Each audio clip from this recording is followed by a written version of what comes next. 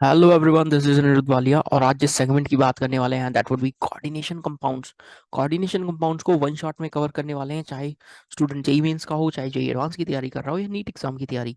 बहुत शानदार ये सेगमेंट होने वाला है, तो सारा मिनिमम टाइम में मैक्सिमम चीजें मैं आपको बताता हुआ चलूंगा कोऑर्डिनेशन कंपाउंड से। पहला एग्जाम्पल स्टार्ट कर रहा हूँ कोऑर्डिनेशन कंपाउंड्स में। K4, बहुत आराम से एक एक चीज को सीखते हुए चलना। K4 FeCN6 जो स्क्वायर ब्रैकेट के अंदर रहता है, ये रहता है central metal atom. Central metal atom से कोवेलेंट कोऑर्डिनेट बॉन्ड बनाने वाली चीजों को कहा जाता है लिगेंड। और जितने लिगेंड्स हैं, ये नंबर जो है ये आपको बताता है कोऑर्डिनेशन नंबर। ये आपको क्या बताएगा? Coordination number. और ये पूरा जो ब्रैकेट है, ये पूरा ब्रैकेट आप इसको कहेंगे कोऑर्डिनेशन स्फीयर। क्या कहेंगे? Coordination sphere. और कोऑर्डिनेशन स्फीयर के बाहर जो भी स्पीशीज है आप उसे कहेंगे आयनाइजेशन स्फीयर। Ionization sphere. सारी बात पता लग गई। पहला सेगमेंट मैंने आपके साथ स्टार्ट किया कोऑर्डिनेशन में। अब इसमें ना सबसे पहले कुछ लिगेंड्स के बारे में बात कर लेते हैं, कुछ लिगेंड्स की डेंटिसिटी के रिगार्डिंग कुछ बातें कर लेता हूँ।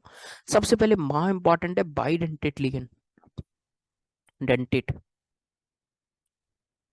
बेंटेट लिख रहा हूं मैं, बाइडेंटेट मेरे को लिखना है, बाइडेंटेट। डेंटेट, बाइडेंटेट लिगेंड्स यानी दो डोनर एटम्स होंगे। कुछ एग्जांपल्स आप याद रखते हुए चलेंगे। The very first example is oxalate. ऑक्सलेटो बल्कि C2O4 2 माइनस ऑक्सलेटो। ऑक्सलेटो OX2 माइनस से रिप्रेजेंट कर देते हैं। ठीक है। देखना है बाइडेंटेट मैं क्यों बोल रहा हूँ, ये देखना मैं बाइडेंटेट क्यों बोल रहा हूँ, क्योंकि यहाँ दो डोनेटिंग साइड्स हैं, ऑक्सीजन पे माइनस। ये दो डोनेटिंग साइड्स हैं, डोनेट कर सकती है मेटल को और एक रिंग फॉर्मेशन करेंगी। अगला एग्जांपल बाइडेंटेट लिगेंड में आएगा ग्लाइसिनेट या ग्लाइसिनेटो आप लिख सकते हैं, GLY minus, GLY basically glycine से आए, ग्लाइसिन से। NH2 पे लोन पेयर, CH2CO माइनस, दो डोनेटिंग साइड्स हैं नाइट्रोजन और ऑक्सीजन पे माइनस चार्ज। अगला काफी नामी गिरामी, काफी नामी गिरामी, काफी नामी गिरामी बाइडेंटेड लिगेंड, बहुत नामी गिरामी है। मैं इधर ही लिखता हूँ, अगला नामी गिरामी bidentate ligand is ethylene. Ethylene diamine. बहुत बड़ा सेगमेंट होने वाला है, पेशेंस के साथ सारी चीजों को सीखते हुए चलना। क्या है ये? NH2 CH2 यहाँ देख रहे हैं दो नाइट्रोजन के लोन पे डोनर साइड्स है जो मेटल को डोनेट कर सकते हैं। अब यहाँ पर इंपॉर्टेंट बात क्या आती है, मैं आपके सामने यदि एग्जांपल लिखता हूँ, MEN2BrCl, कॉम्प्लेक्स पे कोई भी चार्ज हो सकता है, ठीक है। और अब आप यहाँ से पूछे कि इस मेटल का कोऑर्डिनेशन नंबर क्या है, तो आपको कैसे काउंट करना है? कैसे काउंट करना है वो देखना। इस एक Cl है, क्योंकि En 2 है और उसकी डेंटिसिटी 2 है, तो 2 × 2 लिखेंगे। प्लस एक ब्रोमीन है और एक क्लोरीन है, तो total coordination number of this complex would be 6। क्योंकि En एक बाइडेंटेट लिगेंड्स हैं, दो डोनेटिंग साइड्स हैं, दो डोनर एटम्स है बेसिकली। अगला एग्जाम्पल में मेंस ने क्वेश्चन भी पूछा हुआ है, आप जरूर ध्यान भी रखेंगे, आप जरूर ध्यान भी रखेंगे। सुनना अब क्या है वो क्वेश्चन। अगला लिगेंड है डाई मिथाइल। अगला लिगेंड है डाई मिथाइल ग्लाइऑक्सीमेट। ग्लाइऑक्सीमेट आयन, आयन लिख रहा हूं यानी DMg-1 का चार्ज रहेगा। मेंस ने पहले क्वेश्चन पूछा था कि DMg कैसा लिगेंड है, न्यूट्रल अनाइनिक कैटाइनिक। तो दोस्त ये अनाइनिक लिगेंड है, -1 का चार्ज रहता है। लिगेंड दिखता कैसा है मैं आपको थोड़ा सा दिखाना चाहूंगा। डाईमिथाइल डाईमिथाइल ग्लाइऑक्सीमेट, ग्लाइऑक्सीमेट ऊपर माइनस, यहाँ N, ये OH। अब पूछता है कि डोनर एटम्स कौन है, अगला सवाल ऐसा पूछ सकता है डोनर एटम्स कौन है। तो नाइट्रोजन के जो दो एटम्स है ना, वो डोनर एटम्स है DMg- में। तो मैं लिखता हूं, ध्यान भी रखना, in DMg two nitrogen atom, two nitrogen atom are donor site. क्योंकि मोर इलेक्ट्रोनेगेटिव तो लोन पे रहना चाहेगा ना, वो क्यों डोनेट करेगा, तो दूसरा कर देगा, तो दूसरा कर देगा। केस पता लगा क्या? और दोस्त यहाँ से एक महा इंपॉर्टेंट सवाल भी बनता है कोऑर्डिनेशन का, क्वालिटेटिव का। निकल 2 + DMg- के साथ, निकल 2 + DMg- के साथ रोजी रेड पीपीटी बनाता है NiDMg2। याद भी रखना क्या है, रोजी रेड पीपीटी, रोजी रेड पीपीटी बनाता है। और ये कॉम्प्लेक्स जो है ना, इसके अंदर H बॉन्डिंग है, intramolecular H bonding. DsP2 hybridised square planar complex, square planar complex, ये सारी बातें डाया मैग्नेटिक। Dia magnetic. ये सारी बातें आप ध्यान रखेंगे इस कॉम्प्लेक्स के रिगार्डिंग। महा इंपॉर्टेंट कॉम्प्लेक्स है निकल डीएमजी होल 2। डीएमजी कैसा लिगेंड, अनायनिक लिगेंड। ठीक है। आईआईटी 2012 का एक क्वेश्चन आया हुआ है किस पे, मैं सुनना मेरी बात। मैं एक हेक्साडेंटेट लिगेंड आपके सामने मुलाकात करवाने वाला हूँ। हेक्साडेंटेट लिगेंड, हेक्साडेंटेट लिगेंड देखना। ये ना आईआईटी जेई 2012 में पूछा था। मैं यहाँ पे लिखता हूँ, पहले स्ट्रक्चर बनाता हूँ, आप सीख जाएंगे। CO minus, CO minus, CO minus and CO minus. Hexadentate है तो 6 डोनर एटम्स होंगे। कौन कौन? 2 नाइट्रोजन और कौन, 4 ऑक्सीजन। तो इनमें डोनर एटम्स कौन कौन है? 2 nitrogen plus 4 oxygen atom. That is why it is hexadentate ligand. It is hexadentate ligand. एक और टर्म यहाँ पर आ रहा है, एक और टर्म है एम्बीडेंटेट लिगेंड। स्पेलिंग वगैरह पे मत जाना, मेरी बातों को सुनते हुए चलना। एम्बीडेंटेट लिगेंड, जो ऐसे लिगेंड जिनमें 2 डोनर साइट्स होती हैं बट एक टाइम पे सिर्फ एक ही डोनर साइट काम कर रही होती है। क्या बोला है? ऐसे लिगेंड जिनमें एक से ज्यादा डोनर साइट होती है बट एक बार में एक ही साइट काम कर रही होती है। जैसे एग्जांपल है सी एन माइनस या एन सी माइनस। मैं इसको इस तरह से लिखता हूं, यदि मेटल को कार्बन डोनेट करेगा तो साइनो, और इसी मेटल को नाइट्रोजन डोनेट करेगा तो आइसोसाइनो।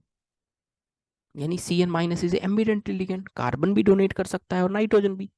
और एग्जांपल देखो, मेटल को यदि ऑक्सीजन डोनेट करेगा तो, ये सॉरी, नाइट्रोजन डोनेट करेगा तो नाइट्रो, और यहाँ ऑक्सीजन डोनेट कर देगा तो नाइट्राइटो ओ, नाइट्राइटो ओ। ठीक है। और एग्जांपल देखो, मेटल को यदि सल्फर डोनेट करेगा तो थायोसाइनेटो, साइनेटो, और मेटल को यदि नाइट्रोजन डोनेट करेगा एनसीएस, नवीन चंद सक्सेना। एनसीएस से कैसे ध्यान रखेंगे, Naveen Chand Saxena. That would be isothiocyanato. 3 example ambidentate में जरूर याद रखना, C N minus, NO2 minus, SCN minus. बात काम में आएंगे, इंपॉर्टेंट है, ध्यान रखना।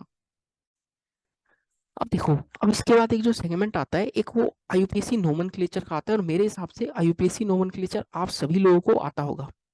मेरे हिसाब से आईयूपीएसी नोमेनक्लेचर आप सभी लोगों को आता होगा। लेकिन क्योंकि मैं आप पे ज्यादा भरोसा नहीं कर सकता क्योंकि खतरनाक लोग हो, तो यहाँ पे कुछ बातें आपको आईयूपीएसी की बहुत सटीक बताता हुआ चलता हूँ, जिससे आपका काम चल जाएगा। सेगमेंट है आईयूपीएसी। क्या बात ध्यान रखनी है, यदि metal, central metal, central metal atom anionic coordination sphere में हो, अनायनिक कोऑर्डिनेशन स्फीयर में हो, तो मेटल के नेम के नेम की एंडिंग, नेम की एंडिंग 8 से होगी। क्या होगी? 8 से होगी। मेटल कैटाइनिक, मैं इसका मतलब भी समझाऊंगा। Cationic coordination sphere, cationic coordination sphere या न्यूट्रल में हो, तो न्यूट्रल में हो तो मेटल के नेम की एंडिंग, मेटल के नेम की एंडिंग एज इट इज, जो नाम है वही लिख दो, जो नाम है वही लिख दो। मेन काम तो यही है, मेन काम तो यही ध्यान रखना है। 2 एग्जाम्पल से आपके कब्जे में होगी सारी बातें। पहला एग्जाम्पल है CrNH3 होल 6Cl3। बहुत आराम से इस एग्जाम्पल को देखना कैसे। ये कॉम्प्लेक्स टूटेगा तो ऐसे टूटेगा क्या, CrNH3 होल 6, 3 प्लस का चार्ज प्लस 3Cl माइनस। जी हाँ। ये जो मेटल है ये कैटाइनिक कोऑर्डिनेशन स्फीयर में है क्या, तो मेटल के नाम की एंडिंग एज इट इज, जो नाम है वो as it is.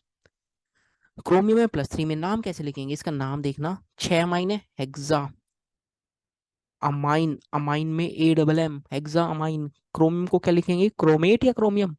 Chromium. Bracket में आएगा इसका वो ऑक्सीडेशन नंबर, और लास्ट में क्लोराइड। ट्राई नहीं लिखेंगे, ट्राई सिर्फ ऑक्सीडेशन नंबर को सेटिस्फाई करवा रहा है। फिर एग्जांपल देखो, NiCO होल 4,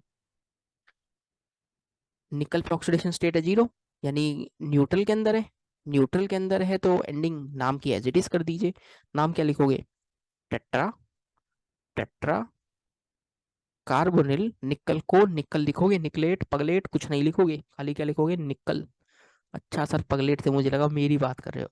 बहुत समझदार हो भाई, तुम्हारी बात भी करेंगे। ये लो, अगले एग्जाम्पल पे आता हूँ। K4Fe ये मॉलिक्यूल में देखना ऐसे टूटेगा क्या, 4K plus plus FeCN6 4 minus. तो आयरन कौन सी ऑक्सीडेशन स्टेट में रहेगा सर, आयरन +2 में। ठीक है, ये जो आयरन है ये अनायनिक कोऑर्डिनेशन स्फीयर में, क्योंकि 12 माइनस का चार्ज है, तो नाम में आयरन की जगह क्या लिखेंगे, फेरेट, आयरनेट नहीं लिखेंगे, फेरेट। सबसे पहले पोटाशियम, फिर लिखो 6 लिगेंड से तो हेक्सा, साइनो लिखो या साइनाइडो, फिर लिखो फेरेट, और फिर ब्रैकेट में ऑक्सीडेशन नंबर 2। केस पता लगा कैसे सोच रहे हैं, केस पता लगा। ये सारी बातें ज्यादा इंपॉर्टेंट है जो मैंने अभी आपको बताई, ये सारी बातें बहुत ज्यादा इंपॉर्टेंट है जो मैंने आपको बताई। अब आगे चलते हैं, इसमें एक एक तो नाम और लिखते हैं, देखना। ये महा इंपॉर्टेंट है, महा इंपॉर्टेंट। पिछली बार अप्रैल अटेम्प्ट में मैंने स्टूडेंट्स को बताया था, डायरेक्ट क्वेश्चन आया था, स्टूडेंट्स को बताया, डायरेक्ट क्वेश्चन आया। कॉम्प्लेक्स है K2HgI4, इसका IUPAC नेम मर्क्यूरी, मरकरी है ना, तो इसका नाम मर्क्यूरेट। IUPAC नेम आप कमेंट करेंगे। और मैं यहाँ पर एक महा इंपॉर्टेंट बात जिसके लिए मैंने लिखा है वो फिर लिख के बताता हूँ। जो ये ना K2HgI4 plus basic medium, plus basic medium KOH ये ओवरऑल इसको कहते हैं नेस्लर रिएजेंट, नेस्ले रिएजेंट नहीं, Nessler's reagent, Nessler's reagent important है, जरूर ध्यान रखना। नेस्लर रिएजेंट बहुत बहुत इंपॉर्टेंट बात है। ठीक है मेरे दोस्त, ठीक है, चलो थोड़ा सा आगे चल रहा हूँ। मैं दो कॉम्प्लेक्स है, दो कॉम्प्लेक्स में आपको उनका फॉर्मूला बता रहा हूँ, आप जरूर ध्यान रखना क्या है। मैं इसे लिखता हूँ Fe4 FeCN6 होल थ्राइस, और यहाँ पर एक और मैं लिखूंगा, एक और मैं यहाँ पे लिखूंगा, देखना। Fe3 FeCN6 whole twice, this is Turnbull's blue, this is Prussian blue, this is Prussian blue. दोनों का नाम ब्लू ब्लू ही है, फॉर्मूला देखो दोनों आइडेंटिकल से लगते हैं। Blue colour complex obtained in the deduction of iron +2, iron +2, यहाँ आयरन +3 में है, ये +2 में है, ये आयरन +2 में है तो ये +3 में है। ये है ferri ferrocyanide, this is ferri ferrocyanide. तो सर नीचे वाला +2 वाला, नीचे वाला +2 वाला पहले है, तो आप इसको फेरो फेरिक साइनाइड कहेंगे क्या, फेरो फेरिक साइनाइड। ध्यान रखना इंपॉर्टेंट है, ध्यान रखना दोस्त, इंपॉर्टेंट है, कोई हल्की फुल्की बातें नहीं बता रहा हूँ आपको यहाँ पे, भारी भरकम बातें बता रहा हूँ दोस्त। अब चलो दोस्त, बात चलिए तो दूर तक जाएगी, तो अगला कॉम्प्लेक्स आपकी स्क्रीन पर आएगा, देखना क्या है। मैं यहाँ पे दो कॉम्प्लेक्स, तीन बता देता हूँ, तीनों काम में आएंगे, तीन बता देता हूँ, तीनों काम में आएंगे। एक कॉम्प्लेक्स कुछ इस तरह से Cr, 𝜃⁶ होल ट्वाइस। पूछते हैं क्रोमियम का ऑक्सीडेशन नंबर क्या, ऑर्गेनोमेटेलिक कंपाउंड्स हैं, they are organometallic, organometallic compound. अब ऑर्गेनोमेटेलिक कंपाउंड में ऐसा क्या है, पहले इसका स्ट्रक्चर देखो, आप खुद ही सीख जाएंगे। आप चाहें तो अभी लिखना मत, पहले सीख लो ये सारी बातें क्या बोलना चाह रहा हूँ। दो बेंजीन की रिंग्स, दो बेंजीन की रिंग अपनी पाई इलेक्ट्रॉन डेंसिटी क्रोमियम को डोनेट कर रही है। क्रोमियम का कोई ऑक्सीडेशन नंबर नहीं है, 0, नाम लिखेंगे बेस, बेंजीन, क्रोमियम, और ऑक्सीडेशन नंबर विल बी 0। ऐसा नहीं लग रहा कि दो बेंजीन के बीच में क्रोमियम है, सैंडविच कॉम्प्लेक्स है, दो बेंजीन के बीच में क्रोमियम है, सैंडविच कॉम्प्लेक्स है। ठीक है, नाउ एक और कॉम्प्लेक्स यहाँ पे इंपॉर्टेंट है, फेरोसीन के नाम से जाना जाता है, Fe⁵ whole twice. Common name है, कॉमन नेम है फेरोसीन, फेरोसीन, फेरोसीन भी ध्यान रखना। मैं इसका IUPAC नेम भी लिखता हूँ आपके लिए, IUPAC नेम का ये पूछ ले, bis cyclopentadienyl anion iron iron oxidation number 2। Integer type में दे दे कि फेरोसिन में आयरन का ऑक्सीडेशन नंबर कितना, यही क्वेश्चन बना के दे दे, फिर क्या करोगे, तो पता होना चाहिए ना। आयरन +2 में है, दो एरोमेटिक रिंग्स, दो एरोमेटिक रिंग्स अपनी इलेक्ट्रॉन डेंसिटी डोनेट कर रही है। ठीक है, ये एरोमेटिक रिंग जो मैं दिखा रहा हूँ ना, ये कुछ इस तरह से है, देखना ये एरोमेटिक है, इसका ये रिप्रेजेंटेशन भी हो सकता है, रिंग में माइनस पूरा डीलोकलाइज्ड है। अगला एग्जाम्पल अपने आप में इंपॉर्टेंट है जी सॉल्ट। क्या बोलेंगे, जी सॉल्ट, सर जीजा जी सॉल्ट बोल दे, अबे ये सब नहीं, जी सॉल्ट बोलो, तुम खतरनाक लोग हो, तुम कुछ भी कर सकते हो। KPtCl3 ईटा की पावर 2C2H4। इस चैप्टर में बहुत सारी बातें हैं, नाम देखो इसका, पहले नाम, नाम है पोटाशियम, पहले पोटाशियम लिखो, कितने कितने क्लोरीन, 3, तो नाम लिखो ट्राई क्लोरो, इथीन लिख लो या इथाइलिन, एक ही बात है। अब मेटल अनाइनिक में है तो प्लेटिनम या प्लेटिनेट, प्लेटिनेट, प्लेटिनेट, स्पेलिंग थोड़ा सुंदर लिखते हैं, प्लेटिनेट, प्लेटिनेट। और प्लेटिनेट के बाद इसका ऑक्सीडेशन नंबर कितना, 2, ऑक्सीडेशन नंबर विल बी 2। ठीक है, अब स्ट्रक्चर देखना, स्ट्रक्चर अपने आप में इंपॉर्टेंट है। इथीन अपना पाई इलेक्ट्रॉन डेंसिटी डोनेट कर रहा है, अनायन का स्ट्रक्चर देखना, Pt, 3 तो Cl है, और यहाँ एल्कीन यानी इथीन अपना पाई इलेक्ट्रॉन डेंसिटी डोनेट कर रहा है, अपना पाई इलेक्ट्रॉन डेंसिटी डोनेट कर रहा है, और +2 आयरन का oxidation number, oh sorry platinum का ऑक्सीडेशन नंबर। जी सॉल्ट, ये तीनों एग्जांपल जो मैंने बताए हैं, सैंडविच वाला complex, ferrocene and G salt, they all are organometallic compound, क्योंकि मेटल और कार्बन के बीच बॉन्डिंग है। मेंस 2019 में तो डायरेक्ट यही क्वेश्चन पूछा था कि ऑर्गेनोमेटेलिक कंपाउंड में किस किस के बीच बॉन्डिंग होती है, तो किस किस के बीच होती है, सर जी आसान सी बात, मेटल और कार्बन के बीच बॉन्डिंग ऑर्गेनोमेटेलिक। अगला देखना, महान father of coordination chemistry, Alfred Werner theory. Alfred Werner theory आपको पढ़ाने वाला हूँ, बहुत इजी है, इजी है। जो वन शॉट में महाकाम की, महा इंपॉर्टेंट काम की बात होगी वो आपके सामने कब्जे में आएगी। आइए कब्जे में लेते हुए, दो तरह की वैलेंसीज इन्होंने बताई। इन्होंने कहा, क्या कहा, दो वैलेंसीज है, प्राइमरी और सेकेंडरी वैलेंसी। शब्दों को सीखना, primary valency satisfy oxidation number, secondary valency satisfy coordination number. बस इतना बात ध्यान रखना है, हाँ, बस इतना सा आप बात ध्यान रख लेंगे तो आपका काम चल जाएगा। मैं कुछ एग्जांपल्स आपके सामने लिखता हूँ। CO NH3 whole 6 Cl3, A वाला कॉम्प्लेक्स, बी वाला कॉम्प्लेक्स है CO NH3 whole 5 Cl Cl2, C complex है CO NH3 whole 6, sorry whole 4 Cl2 Cl। अब यहाँ पे इंपॉर्टेंट बात क्या है वो समझना, पहले वाले कॉम्प्लेक्स में कितने आयंस मिलेंगे, कितने आयंस मिलेंगे, CO NH3 होल 6 कॉम्प्लेक्स पे 3+ का चार्ज +3 Cl-। यहाँ इसी तरह देखूं तो 2+ का चार्ज +2 Cl-, और यहाँ देखूं तो कॉम्प्लेक्स पे +1 का चार्ज +Cl-। यानी कि यहाँ यदि AgNO3 डालूं तो कितने मोल AgCl का पीपीटी मिलेगा, 3 मोल। यही पूछता है, फॉर्मूला देकर पूछेगा कितने मोल AgCl पीपीटी मिलेंगे, 3 मोल। यहाँ कितने, 2 मोल, यहाँ कितने, 1 मोल। जितने क्लोरीन स्क्वायर ब्रैकेट के बाहर है उतने ही मोल AgCl की पीपीटी। अगला क्वेश्चन पूछता है ऑर्डर ऑफ दो ही क्वेश्चन बनते हैं, ऑर्डर ऑफ इलेक्ट्रिकल कंडक्टेंस, किसका कंडक्टेंस ज्यादा होगा ABC में से, सोचकर बताना। ए का हो जाएगा, कितने यूनिट का चार्ज है, 3+3 Cl-, 6 unit of electrical charge, 6 unit का इलेक्ट्रिकल चार्ज लेकर घूम रहा है। अगला वाला कितना, 4, अगला वाला कितना, 2।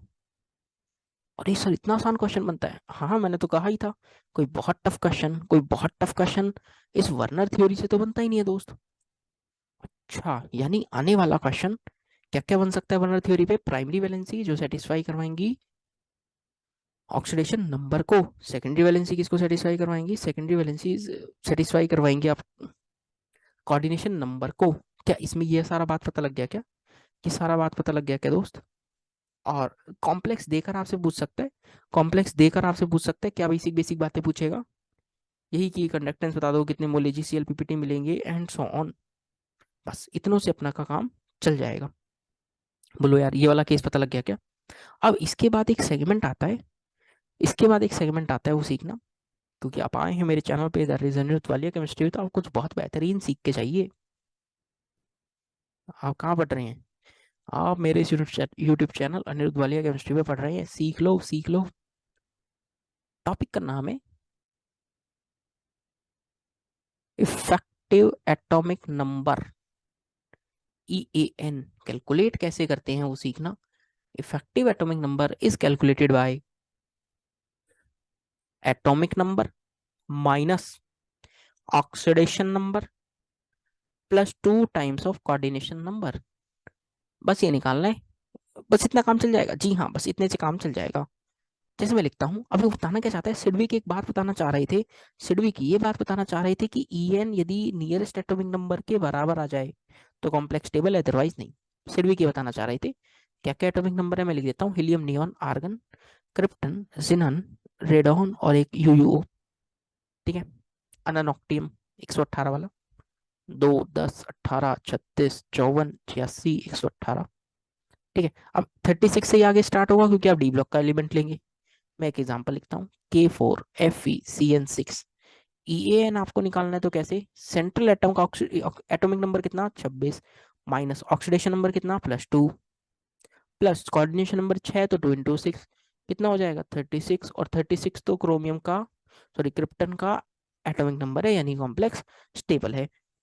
कभी भी EN निकालना है तो आप इस तरह से जरूर कैलकुलेट कर लेना, कभी EN निकालना है तो आप इस तरह से जरूर कैलकुलेट कर लेना। जितने भी, नोट का एक पॉइंट ध्यान रखना, generally generally all carbonyl complex, all carbonyl complex follows EAN rule. जितने भी कॉम्प्लेक्स हैं कार्बोनिल वाले वो सब ये रूल फॉलो करते हैं। NiCO4 इसका इफेक्टिव एटॉमिक नंबर निकालो, निकल का atomic number 28 minus oxidation number 0 plus 2 into 4, 8 और 36, सॉल्व करके 36 आ गया। देखा, देखा मजेदार बात। अच्छा, अब यहाँ पे दो बातें और ध्यान रखना, दो बातें और ध्यान रखना। इसमें मेंस ने कई बार क्वेश्चन पूछा है, क्या है पॉइंट, मैं आपके सामने कॉम्प्लेक्स लिख रहा हूँ Mn2CO10। Mn2CO10 सबसे पहले तो इसका स्ट्रक्चर ध्यान रखना, हर मैंगनीज पे 5 CO हैं, कार्बोनिल है ये CO, कोबाल्ट नहीं, CO, CO, capital C capital O। ठीक है, 5 5 बना लिए, बना लिए। इसका भी इफेक्टिव एटॉमिक नंबर 26 है, सॉरी 36। इसका इफेक्टिव एटॉमिक नंबर कितना है 36। पूछता है कैसे स्ट्रक्चर में, पूछ लेगा कि मैंगनीज मैंगनीज बॉन्ड कितने हैं, 1 है, ऐसे सवाल पूछे हुए हैं। Fe2CO9 का स्ट्रक्चर भी मेंस ने पूछा हुआ है।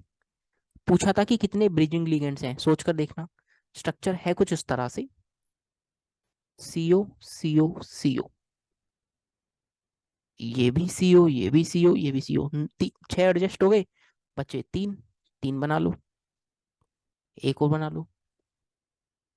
तो ब्रिजिंग लिगेंड्स कितने हैं, ब्रिज तो दो मेटल्स को जोड़ रहे हैं, ब्रिजिंग लिगेंड्स कितने हैं, ब्रिजिंग ब्रिजिंग लिगेंड्स कितने हैं जो दो मेटल्स को जोड़ रहे हैं, 3। ठीक है। यहाँ पर भी आयरन का effective atomic number would be 36, यहाँ पर भी आयरन का इफेक्टिव एटॉमिक नंबर 36। देखना पता लगा क्या ये वाला केस। नाउ अब जितने भी आपके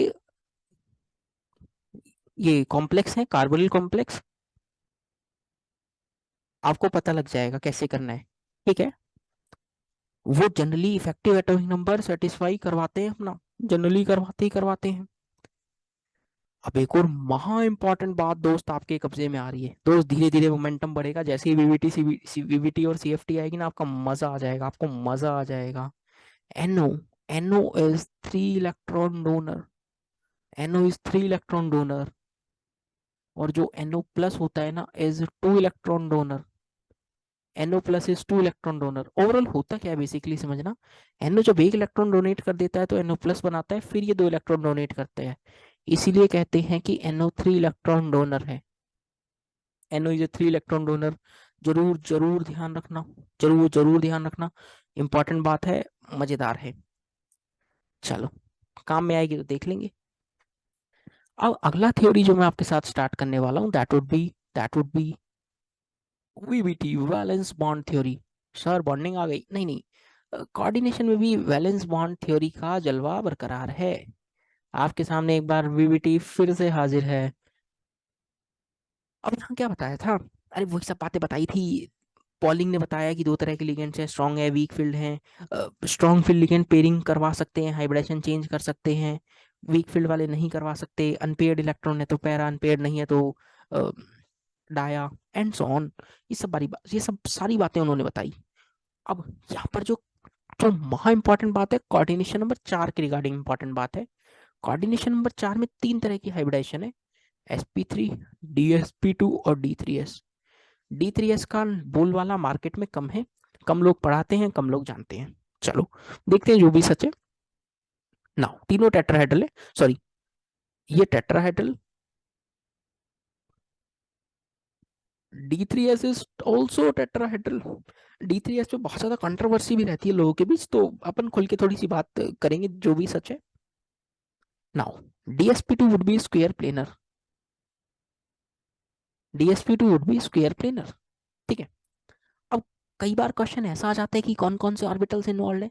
sp3 है तो एक s, px, py, pz, तीनों p इन्वॉल्व है। dsp2 में d कौन सा है? अरे भैया D X square minus Y square है। और d3s में 3d कौन से हैं? dxy, dyz, dxz। कहता है कोऑर्डिनेशन नंबर 4 में वो जो 3d यूज हो रहे हैं वो एक्सियल है, नॉन एक्सियल है? They are non axial orbitals, they are non axial orbitals. सवाल क्या पूछ लेगा? कोऑर्डिनेशन नंबर 4 में D3s में कितने एक्सियल ऑर्बिटल्स यूज हो रहे हैं? 0। कितने नॉन एक्सियल? 3। सारी बातें पता होनी चाहिए। और दोस्त एक और कोऑर्डिनेशन नंबर की बात पूरे चैप्टर के दौरान खुलकर होती है, कोऑर्डिनेशन नंबर 6, ऑक्टाहेड्रल। मेरे भाई ऑक्टाहेड्रल, इसमें सिर्फ दो बातें हैं, D2sp3 and sp3d2 and sp3d2। दोस्त वही सारा खेल। डी कौन कौन से? अरे भैया एक्सियल वाले, D Z square, D X square minus Y square, वही सेम। ठीक है। सेम में बस ये अंतर है, सेम में ये अंतर है। मैं थोड़ा सा अंतर खुल के बताता हूँ। ये n-1 वाले हैं, मतलब 3D वाले होंगे एक तरह से, तो ये 4D बाहर वाले होंगे। ये एन डी जेड स्क्र, ये N D X square minus Y square, क्योंकि एक अंदर वाला है और एक बाहर वाला। अच्छा, जैसे अंदर वाली बाहर वाली, हाँ हाँ भाई, बड़े बेशर्म हो भाई। ना, थोड़ा सा आगे चलते हैं। मुझे लग रहा है तुम मुझे कुटवाओगे, सब बातें मैं बोल तो देता हूँ, पर मुझे डर लगता है कुट कट ना जाऊं मैं। चलो वापिस चलते हैं अपन अपने टॉपिक पे। आइए, पहला पहला कॉम्प्लेक्स आपकी स्क्रीन पर, पहला कॉम्प्लेक्स आपकी स्क्रीन पर, मजेदार बातें होने वाली हैं, खुलकर सुनना। CO CN6 होल थ्राइस, ये CN6 3 माइनस। यदि मैं आपको बताऊं कि ये कॉम्प्लेक्स डाया है, मैंने आपको बताया, किसने? मैंने। नाउ तो कैसे करने हैं सवालों को सीखना, सवाल कैसे करने हैं वो सीखना। कोबाल्ट 3 प्लस 3D6 कन्फिग्रेशन, रट कर बैठ जाओ। सुनो, मैं एक बार लिखता हूँ। Scandium, titanium, vanadium, chromium, manganese, iron, cobalt, निकल, कॉपर, जिंक। Atomic number 21, 22, 23, 24, 25, 26, 27, 28, 29, 30। सीख लो कन्फिग्रेशन क्या है। ऐसा ही कुछ है क्या? 4s2 3d1, 4s2 3d2, 4s2 3d3। Chromium में थोड़ा सा झटका है, क्या है? 4s1 3d5। मैं लिख इसलिए रहा हूँ ताकि आपको याद रहे ये इसी सीक्वेंस में। 4s2 3d6, 4s2 3d7, 4s2 3d8। And इसमें भी थोड़ा सा गड़बड़ है, that is 4s1 3d10। Zinc तो आप जानते ही हैं, 4s2 3d10। पूरा सीरीज याद रखना। देखो इसलिए क्यों लिखा है 2 1 2 1, 2 2 2 2, 2 3 2 3। पूरी सीरीज कैसे याद रखोगे? Scandium, titanium, vanadium, chromium, manganese, iron, cobalt, निकल, कॉपर, जिंक। नाना कैसे याद रखोगे? सुनो, तुम विवाह कर लो मुझसे, फिर कोई नहीं कहेगा जानू। क्या लिखोगे? हाँ बस अब तुमने सुन लिया, तुम मजे लूट रहे हो। चलो आगे चलते हैं अपन तो। CN- लिगेंड कैसा है? Strong field ligand. Strong field ligand क्या करवाएंगे दोस्त? पेयरिंग करवा देंगे। आप डी ऑर्बिटल्स को स्प्लिटिंग करेंगे और पेयरिंग करवाकर क्वेश्चन को सॉल्व करेंगे। ठीक है। अभी मैं आपके लिए लिखता हूँ वीबीटी के अकॉर्डिंग क्वेश्चन को कैसे करना है। 1 2 3 4 5, 1 2 3 4 5, 1 2 3, मैं पेयरिंग के साथ भर रहा हूँ, 1 2 3 4 5 6, 2 डब्बे खाली। सर खाली से तो मुझे अपना दिमाग याद आ जाता है। हाँ अबे तुम इतना पर्सनल मत हुआ करो। चलो इस पर आते हैं, 6 डब्बे चाहिए थे, 6 हो गए क्या? 1 2 3 4 5, 5 हुए, एक और ले लो, एक और ले लो, ये 6 डब्बे हो गए क्या? आप हाइब्रिडेशन बोलेंगे, अंदर वाला डी यूज हो रहा है, D2sp3, अंदर वाला कोऑर्डिनेशन D2sp3, कोऑर्डिनेशन नंबर कितना? 6, ज्योमेट्री कैसी? ऑक्टाहेड्रल, पैरा डाया, डाया आपने बताया ठीक है, inner orbital complex, inner orbital complex भी कहेंगे इसे दोस्त, क्योंकि अंदर वाला है। अच्छा सब मैं समझा, समझ तो गए। चलो ये सारी बातें अपनों ने वीबीटी के अकॉर्डिंग की, हालांकि सवाल अपनों को सीएफटी पे सॉल्व करना है। मैं सीएफटी पे आ रहा हूँ, जो ज्यादा काम की बात है। क्रिस्टल फील्ड थ्योरी अब आपके दिलो दिमाग में बसाने के लिए मैं आ चुका हूँ। पॉइंट समझना, अब यहाँ पर पॉइंट समझना, सीएफटी ने बताया क्या, बहुत शानदार एक बार क्वेश्चन आया और बहुत मजेदार। सीएफटी ने कहा कि मेटल कैटायन और लिगेंड के बीच है इलू इलू, मतलब force of attraction, electrostatic force of attraction. क्या है? Electrostatic force of attraction. मैंने इस बात पर इतना जोर क्यों दिया, क्योंकि क्वेश्चन आया। सीएफटी के अकॉर्डिंग मेटल कैटायन और लिगेंड के बीच है electrostatic force of attraction, metal cation और लिगेंड के बीच है electrostatic force of attraction. CFT ने कहा मेटल कैटायन और लिगेंड के बीच है इलेक्ट्रोस्टैटिक फोर्स ऑफ अट्रैक्शन।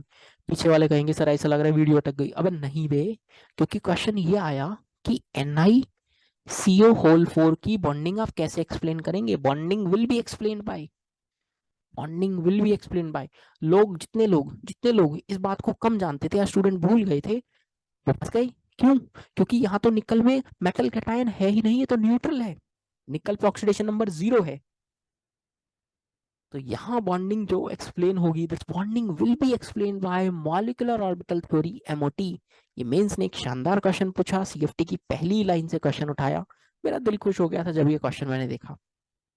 चलो अब सीएफटी के according electrostatic force of attraction थी मेटल कैटायन और लिगेंड्स के बीच, ठीक है। 5 d ऑर्बिटल्स हैं, 3 नॉन एक्सियल, 2 एक्सियल। अब यहाँ पर जो क्लासिफिकेशन है ना वो समझना, यहाँ पर जो क्लासिफिकेशन है वो बहुत आराम से समझना, क्या है वो सीखना। जो नॉन एक्सियल ऑर्बिटल्स हैं, जो नॉन एक्सियल ऑर्बिटल्स हैं कौन कौन से? DXY, DYZ, DXZ, 3। अब इनमें ना दो बातें हैं, क्या?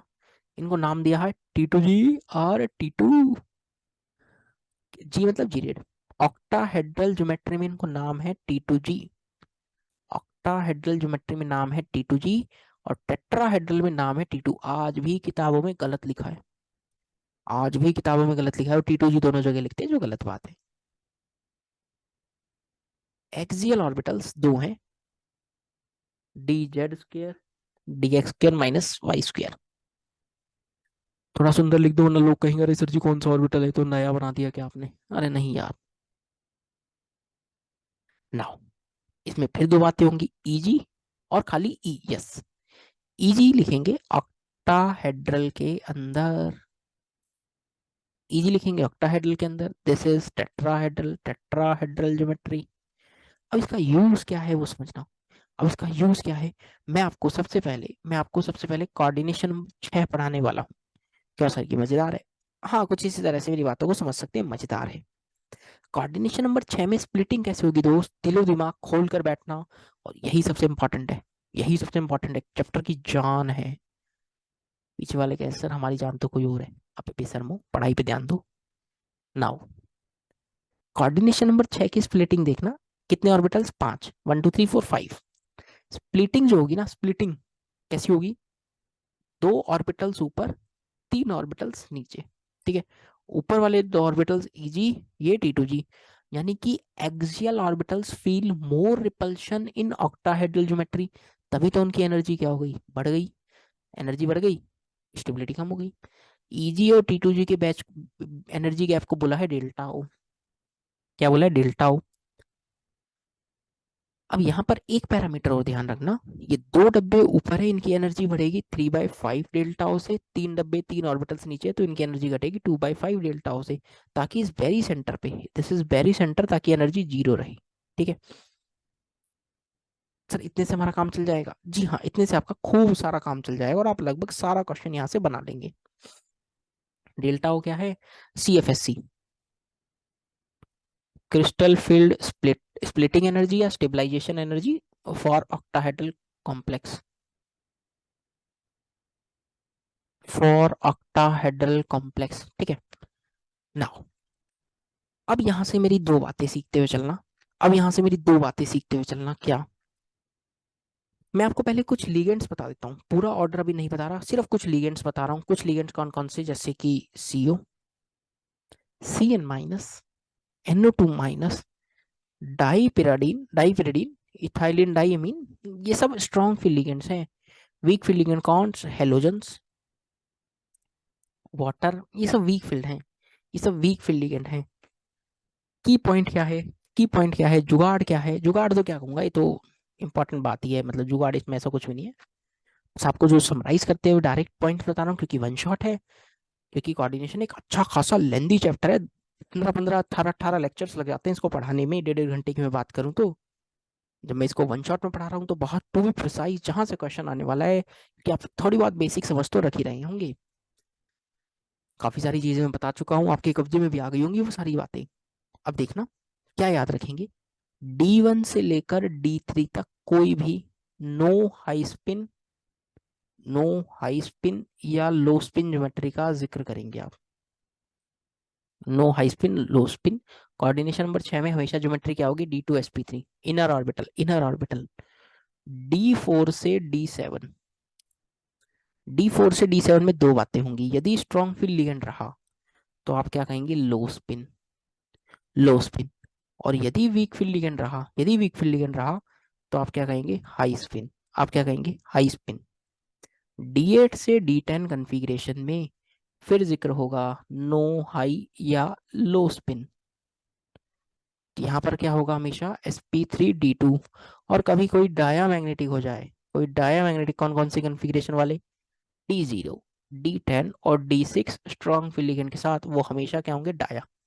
ये सारा समराइजेशन है कोऑर्डिनेशन नंबर 6 में, ये सारा समराइजेशन है कोऑर्डिनेशन नंबर 6 में। अच्छा, इसको यूज कैसे करना है, अब सीखो मेरी बातें। पहला एग्जांपल आपकी स्क्रीन पर, बहुत बेसिक एग्जांपल, K4FeCN6। सबसे पहले दिलो दिमाग को होल कर बैठना, Fe2+ कन्फिग्रेशन बोलो 3d6। CN- कैसा लिगेंड सर? Strong field. सारी बातें आपके कब्जे में आनी चाहिए, सवाल कैसे अटेम्प्ट करना है वो सिखाने जा रहा हूँ। कोऑर्डिनेशन नंबर 6, कोऑर्डिनेशन नंबर कितना? 6। कोऑर्डिनेशन नंबर 6 में स्प्लिटिंग ऐसी है क्या? 5 ऑर्बिटल्स कुछ ऐसे स्प्लिट होंगे, दो ऑर्बिटल्स ऊपर, तीन नीचे। जी हाँ, पेयरिंग होगी, पेयरिंग होगी, स्ट्रॉन्ग फील्ड लिगेंड पेयरिंग करवाएंगे। 1 2 3 4 5 6। अब सोचो, ये दो डब्बे खाली रह गए, टोटल कितने चाहिए? 6। 1 2 3 4 5 6, आप क्या बोलेंगे? It is D2sp3, D2sp3 para dia, dia. Inner orbital outer, अंदर वाला D तो इनर। सारी बात पता लगी कि कैसे लिखा गया चीज है ये। अब ऊपर समराइजेशन पे आओ जो मैंने पढ़ाया। यदि D4 से D7 कॉन्फ़िगरेशन रही तो स्ट्रॉन्ग फील्ड लिगेंड हुआ तो लो स्पिन बनेगा, दैट इज D2sp3। और वीक फील्ड हुआ तो high spin, that would B sp3d2। Case पता लगा? क्योंकि ये कॉम्प्लेक्स ऐसा sp3 D2sp3। देख तो पा रहे हैं ना यार, बहुत बेसिक बेसिक से आपको बातें बता रहा हूँ, उम्मीद कर रहा हूँ आप देख पा रहे होंगे। चलो और एग्जाम्पल देखना, थोड़ा सा रिलेट कर पाए, हो सकता है एक दो एग्जाम्पल्स के बाद, हो सकता है रिलेट कर पाए एक दो एग्जाम्पल्स के बाद। एक और एग्जाम्पल देखना, कॉपर का है, वाटर H2O6 2+। कॉपर 2+ में कन्फिग्रेशन रहेगी 3d9। वाटर लिगेंड के साथ वीक फील्ड, कोऑर्डिनेशन नंबर कितना? 6। ऐसा ही होगा क्या? दो ऑर्बिटल्स ऊपर, तीन ऑर्बिटल्स नीचे, नो इलेक्ट्रॉन्स, 1 2 3 4 5 6 7 8 और 9, नो इलेक्ट्रॉन्स की फिलिंग। अब डी बाहर वाले यूज होंगे, 1 2 3 4 5 6। क्या हुआ है ये तो 4s 4p 4d, तो हो गया sp3d2। और ये क्या कर दिया, ढेंग ढेंग ढेंग, एक पी कैसे बना दिया, रायता फैल जाता अभी। 4 5 6।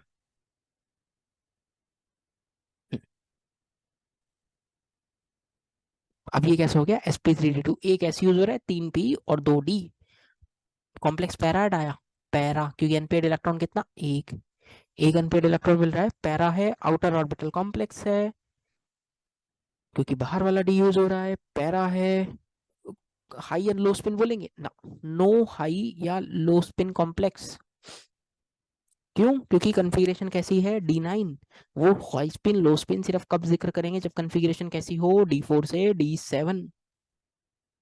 फिट हो गई की बातें, ये फिट हो गई क्या बातें। दोस्त कुछ बातें आपको बता दूं, ऐसी बात यदि पता चल जाए तो बात बन जाए। एक कॉम्प्लेक्स आपकी स्क्रीन पर, CO NO2 होल 6 4 माइनस, बहुत शानदार बात बता रहा हूँ, बहुत शानदार बात बता रहा हूँ। एक स्पेशल फिनोमिना इस कॉम्प्लेक्स में, that is transference of electron या एक्साइटेशन ऑफ इलेक्ट्रॉन। ठीक है, क्या क्या बातें हैं वो डायरेक्ट बातें ही समझ लो, यदि बातें भी आप समझ लोगे तो आपका काम बन जाएगा। ठीक है, अब वो बात क्या क्या है वो समझना। ये जो कॉम्प्लेक्स है ना, ये जो कॉम्प्लेक्स है, ये D2sp3 है, याद रखना। इनर ऑर्बिटल है, ठीक है, पैरा है, अनपेयर्ड इलेक्ट्रॉन एक है, लो स्पिन है। इसमें कौन सी बड़ी बात है, सारी बात तो पता है, नहीं पता तुम्हें। ये जो एक अनपेयर्ड इलेक्ट्रॉन है ना, this unpaired electron present in 4D, बस आप याद रख लेना, बस आप याद रख लेना। कभी कोई जबरदस्ती क्वेश्चन पूछे तो इसलिए मैंने बताया बस, और कोई खास बात नहीं। ठीक है, नाउ नाउ टेट्राहेड्रल में चलते हैं, अब टेट्राहेड्रल में इवन कोऑर्डिनेशन नंबर 4 की तरफ चलते हैं बेसिकली। कोऑर्डिनेशन नंबर 4 को देखना, कोऑर्डिनेशन नंबर 4, कोऑर्डिनेशन नंबर 4 में मेनली अपनों को दो बातें करनी है क्या, जो मीन्स पूछता ज्यादा है, एक तो sp3 और dsp2। sp3 में टेट्राहेड्रल है, dsp2 में स्क्वायर प्लेनर है, दोनों कोऑर्डिनेशन नंबर 4 है। अब कैसे ध्यान रखना है वो सीखना, पहले तो एक रिलेशन याद रखो वहां important, delta T = 4/9 delta O, splitting in tetrahedral is 4/9 of delta O। एक और रिलेशन ध्यान रखेंगे, splitting in square planar is 1.3 times of delta O। यानी सबसे ज्यादा स्प्लिटिंग होगी स्क्वायर प्लेनर में, देन ऑक्टाहेड्रल में, देन टेट्राहेड्रल में। ये वाली बात भी पूछ सकता है, ये रिलेशंस भी ध्यान रखना। अब मैं आपको पहले स्प्लिटिंग पैटर्न बताता हूँ। कोऑर्डिनेशन नंबर 4 में यदि sp3 है तो स्प्लिटिंग पैटर्न क्या रहेगा, 5 ऑर्बिटल्स, 3 ऑर्बिटल्स अब की बार ऊपर, 2 ऑर्बिटल्स अब की बार नीचे। क्या लिखोगे, आप कुछ इस तरह से लिख दोगे क्या, अब की बार ये T2 ऊपर, E नीचे। ठीक है, सेम वही रहेगा, जो एनर्जी गैप है अब की बार डेल्टा टी हो जाएगा।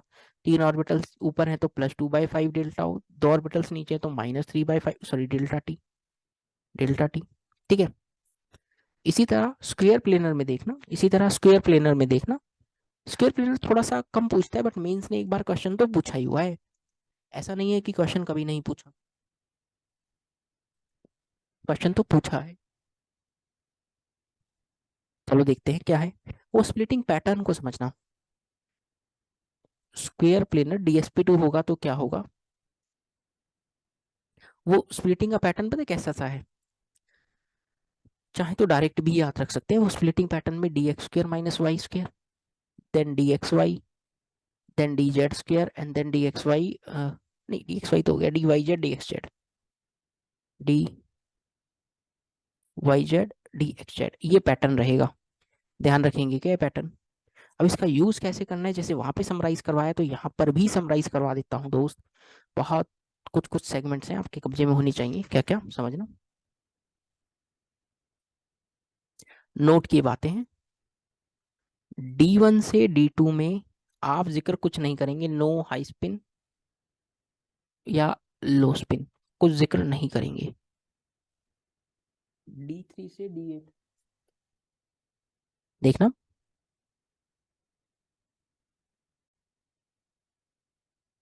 D3 से D8 के अंदर है ना, फिर वही बात है, यदि स्ट्रॉन्ग फील्ड लिगेंड रहा, यदि स्ट्रॉन्ग फील्ड लिगेंड रहा तो लो स्पिन कॉम्प्लेक्स बनेगा, and that would B DsP2 square planar geometry.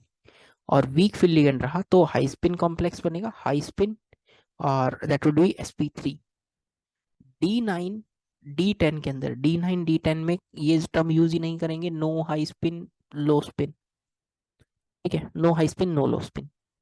अब एक और मजे की बात, महा इंपॉर्टेंट, मतलब इससे इससे इंपॉर्टेंट तो कुछ है ही नहीं कोऑर्डिनेशन में। सर ऐसे ही बोल बोल के पूरा चैप्टर पढ़ा देते हो आप। हाँ पर ये है, सच है, मैं क्या करूँ। 4D 5D सीरीज एलिमेंट, चलो ये मैं आगे आगे भी लिखाऊंगा, ये आगे भी लिखाऊंगा, रुको। मैं पहले एक एग्जांपल करवाता हूँ, दो, पहले एक एग्जांपल देखो ताकि रिलेट तो कर पाओ। पहला एग्जांपल,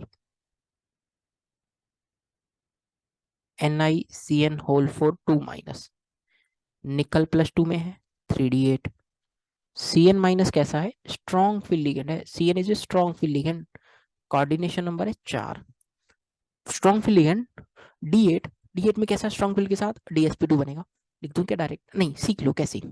स्क्वायर प्लेनर में dx² - y² dxy dz² और दो डब्बे नीचे, 1 2 3 4 5 6 7 8, 8 इलेक्ट्रॉन्स की पेयरिंग करी क्योंकि स्क्वायर प्लेनर का पैटर्न मैंने आपको ये बता रखा है। और 4 डब्बे और निकाल लीजिए, ये 4s और ये 4p। 1 2 3 4, 4 डब्बे अपनों ने निकाल लिए, ये 3D है। तो क्या हाइब्रिडाइजेशन DsP2 हो गया क्या, क्या हाइब्रिडाइजेशन DsP2 हो गया क्या, दैट वुड बी DsP2। अब ये DsP2 हो गया, स्क्वायर प्लेनर होगा, पैरा या डाया, सर जी डाया हो, डाया हो। इनर आउटर इनर, लो spin high spin, low spin, क्योंकि D3 से D8 में हाई स्पिन लो स्पिन का जिक्र करूंगा और कभी नहीं करूंगा। अच्छा तो ऐसे करनी है सवाल, और नहीं तो क्या। अब आपको समझ में आया क्या पगलेट। चलो थोड़ा सा आगे चलते हैं। उम्मीद कर रहा हूँ ये वाले सारे सेगमेंट्स तो आपको थोड़े थोड़े कब्जे में आ रहे होंगे, क्योंकि वन शॉट बताने का मतलब ये मेन सेगमेंट रहता है कि स्टूडेंट ने एक बार थोड़ा बहुत नॉलेज बेसिक रहता होगा। हाँ सर इतना तो अपनों को रहता ही है, चलो बहुत अच्छी बात है। नाउ अब मैं कुछ कुछ महा इंपॉर्टेंट एग्जांपल्स आपको लिखवा देता हूँ। कोऑर्डिनेशन नंबर 4 में आईआईटी का फेवरेट, आईआईटी फेवरेट, आईआईटी का फेवरेट जी हाँ क्या है, CuNH3 whole 4 2+, deep blue colour का है, Schweitzer salt, that would B Schweitzer salt blue colour, deep blue बल्कि, डीप ब्लू क्या होता है, डीप ब्लू लिखना चाहिए मुझे, डीप ब्लू, ठीक है। अब यहाँ पर क्या क्या बातें आपको ध्यान रखनी है, अगेन कॉपर 2+ के अंदर है, 3D9 NH3 is a strong field ligand. Sir पक्का स्क्वायर प्लेनर होगा, स्ट्रॉन्ग फील्ड है। हाँ देखना अब कैसे, dx² - y² dxy dz² dx dy z dxz, no 10 electrons, 1 10 क्यों, तो 9 आएंगे ना। कॉपर 2+3D9 कन्फिग्रेशन होगा, कॉपर 2+3D9 कन्फिग्रेशन दोस्त, 1 2 3 4 5 6 7 8 और 1 9। अब यहाँ पर अपने को लग रहा है कि सर ये तो ये तो डी भरा हुआ है, लेकिन ये डी उठकर आगे चला जाता है, ये डी उठकर 4p में एक्साइट हो जाता है, ये डी उठकर 4p में एक्साइट हो जाता है, that is why it is excitation of electron. तो एक 3D, एक 4s, दो 4p जिसमें एक अनपेयर पड़ा है, यहां से इसका निकल कर आता है DsP2। इसलिए इंपॉर्टेंट है, स्क्वायर प्लेनर है, DsP2 स्क्वायर प्लेनर होने के बावजूद ये पैरामैग्नेटिक है। और यहाँ फिनोमिना जो होता है ट्रांसफेरेंस ऑफ इलेक्ट्रॉन होता है, कुछ ही कॉम्प्लेक्स में होता है जो मैं आपको बता रहा हूँ, ट्रांसफेरेंस या एक्साइटेशन ऑफ इलेक्ट्रॉन कह सकते हैं, ठीक है। ये बातें भी ध्यान रखेंगे क्या, कॉपर 2+ जब 4 स्ट्रॉन्ग फील्ड के साथ सराउंड हो, स्क्वायर प्लेनर होगा, DsP2 होगा, अनपेयर्ड इलेक्ट्रॉन 4p में प्रेजेंट होगा, रेदर देन 3D। नाउ अब ये कॉम्प्लेक्स आपको ध्यान रखना है, अगला कॉम्प्लेक्स जो आपको ध्यान रखना है, यार यूं मान लो ये तो रट कर बैठ जाओ, मैं ये कह रहा हूँ ये रट कर बैठ जाइए, रट लो। महाकाबी महा E⁻ महा इंपॉर्टेंट है, एक्सपोनेंशियल टू द पावर महा इंपॉर्टेंट, सोचो कितना इंपॉर्टेंट है, समझना क्या है। सीओ के पास एक शानदार एबिलिटी है बैक पेयरिंग करवाने की। निकल इज 3d8 4s2, बट क्योंकि सीओ एक स्ट्रॉन्ग फील्ड लिगेंड है तो बैक पेयरिंग करवाकर एस के 2 इलेक्ट्रॉन्स को डी में भेज देता है, 3d10 कन्फिग्रेशन बना देता है ये। और जैसे ही ये 3d10 कन्फिग्रेशन बनाता है कोऑर्डिनेशन नंबर 4 में 1 2 3 और 2 डब्बे स्क्वायर प्लेनर वाला फील, ये सारे बैक पेयरिंग होके फिल। और अब बैक पेयरिंग होने के बाद एस खाली रह गया, पी भी खाली, 1 2 3 4, इसीलिए ये एस, ये 4s, ये 4p, इसलिए हाइब्रिडेशन आती है sp3, that would B tetrahedral.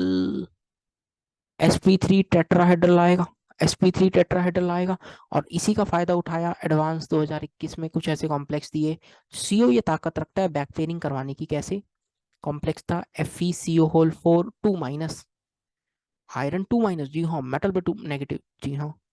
3d8 4s2, 2 electrons और हुए 3d10, बैक पेयरिंग करवाकर sp3 टेट्राहेड्रल डायामैग्नेटिक, टेट्राहेड्रल ये डायामैग्नेटिक, क्योंकि बैक पेयरिंग करवा दिए, कंप्लीटली फिल्ड है ये। केस पता लग रहा है क्या? केस पता लग रहा है क्या? नाउ, नाउ अब मैं आपको एक महा important E to the power, इस चैप्टर की जान, again E to the power महा इंपॉर्टेंट बात बताने वाला हूँ। 4d 5d सीरीज कैटायन, मतलब मेटल के साथ, बेसिकली मेटल लिखो क्या, कैटायन मेटल के साथ plus any ligand, any ligand, दुनिया का कोई भी लिगेंड हो, वो always behaves as, behaves as strong field ligand. वो हमेशा स्ट्रॉन्ग फील्ड लिगेंड की तरह ही बिहेव करेगा। अब मैं आपको एक स्पेक्ट्रोकेमिकल सीरीज लिखवा रहा हूँ, स्पेक्ट्रोकेमिकल सीरीज। अब वो सीरीज देखना क्या कहना चाहती है, अब वो सीरीज देखना क्या कहना चाहती है दोस्त। Spectrochemical series, nature of ligand है सीरीज, ध्यान रखना। सीयू सबसे strong field, then Cn minus, triphenyl phosphine, NO2 minus, dipyridine, ethylene diamine, pyridine या NH3। NH3 और इथाइलिन डाइमीन में ethylene diamine strong field ligand, EDTA, EDTA 4 minus, Naveen Chand Saxena, ये सारे स्ट्रॉन्ग फील्ड। अब आता है water, oxalate, CH3CO minus, OH minus, F minus, NO3 minus, sulphide ion, chloride ion, SCN minus, Br minus, then I minus, SCN minus. ये सारे जो ऊपर वाली लाइन में लिखे हैं, ये सारे के सारे वीक फील्ड है। पानी और पानी के बाद वाले यहाँ से सब वीक है, पानी खुद वीक फील्ड है, पानी खुद वीक फील्ड है। और नीचे वाली लाइन के सारे क्या है? Strong field. नीचे वाली लाइन के सारे क्या है? Strong field. ध्यान रखेंगे क्या? 4D और 5D सीरीज के साथ हर लिगेंड स्ट्रॉन्ग फील्ड की तरह बिहेव करता है। मैं एक एग्जांपल लिखता हूँ, आप खुद ही सीख जाएंगे। मैं एक एग्जांपल लिखता हूँ, PtCl4 2 माइनस, 5D सीरीज का एलिमेंट है, कोऑर्डिनेशन नंबर 4 है, पक्का स्ट्रॉन्ग फील्ड की तरह बिहेव करेगा। तो ये स्क्वायर प्लेनर होगा क्या? डायरेक्ट लिख सकते हो स्क्वायर प्लेनर, DsP2 कुछ सोचना ही नहीं। वहीं निकल लिखा होता, निकल होता 3D सीरीज का है, वीक फील्ड है, तो पक्का क्या लिखोगे? पक्का क्या लिखोगे? sp3 tetrahedral. डिफरेंस देख पा रहे हैं? ये बातें सीख पा रहे हैं क्या दोस्त? ये सारी बातें आपको ध्यान रखनी है, ये सारी बातें आपको ध्यान रखनी है। नाउ मैंने आपको एग्जांपल्स बता दिए, स्प्लिटिंग पैटर्न सारा बता दिया, ठीक है। इसके अलावा भी कुछ बातें आप ध्यान रखेंगे, महा इंपॉर्टेंट में क्या है। Mn2 प्लस 6 मोल NH3 के साथ एक कॉम्प्लेक्स बनाता है, Mn NH3 whole 6 2 plus, strong field है ना, ये स्ट्रॉन्ग फील्ड है ना, बट हाइब्रिडेशन sp3d2 आता है, याद रखने ये सारे। Fe2 प्लस 6 मोल अमोनिया के साथ कॉम्प्लेक्स बनाता है Fe NH3 whole 6 2 plus, again sp3d2। Strong field है, स्ट्रॉन्ग फील्ड है, बट फिर भी देख पा रहे हो क्या? स्ट्रॉन्ग फील्ड है बट फिर भी देख पा रहे हो, आउटर ऑर्बिटल कॉम्प्लेक्स बना रहे हैं। स्पेशल केसेस में जरूर ध्यान रखना। NH3 whole 6 2 plus, again sp3d2, again sp3d2। ये कुछ स्पेशल केसेस में आपको बता रहा हूँ, आप जरूर ध्यान रखना। कोबाल्ट 3 प्लस, 3 मोल पानी के साथ, सॉरी 6 मोल पानी के साथ CO H2O whole 6 3 plus, weak field है, ये वीक फील्ड है, होना चाहिए था sp3d2, बट ये बनाता है d2sp3। ये चारों केस आप जरूर ध्यान रखना, ये चारों केस आप जरूर ध्यान रखेंगे, महा इंपॉर्टेंट है, महा इंपॉर्टेंट। नाउ कलर वाले सेगमेंट की तरफ चल रहा हूं मैं, कलर वाले सेगमेंट की तरफ चल रहा हूं दोस्त। कलर का जो रीजन है ना, कलर का रीजन, वो या तो होगा डी ट्रांजिशन, कि डी में अनपेयर्ड इलेक्ट्रॉन है तो डी ट्रांजिशन, या होगा CTLM। ये भी पूछता है, कई बार पूछता है, charge transfer from ligand to metal, charge transfer from ligand to metal, जिनके अंदर D0 कन्फिग्रेशन है ना, they are coloured, MnO4 minus, CrO4 2 minus, Cr2O7 2 minus, CrO2Cl2, इनकी कन्फिग्रेशन है D0, इवन दो ये कलर्ड है, और इनके सब कलर्स आप ध्यान रखेंगे, KMnO4 पर्पल,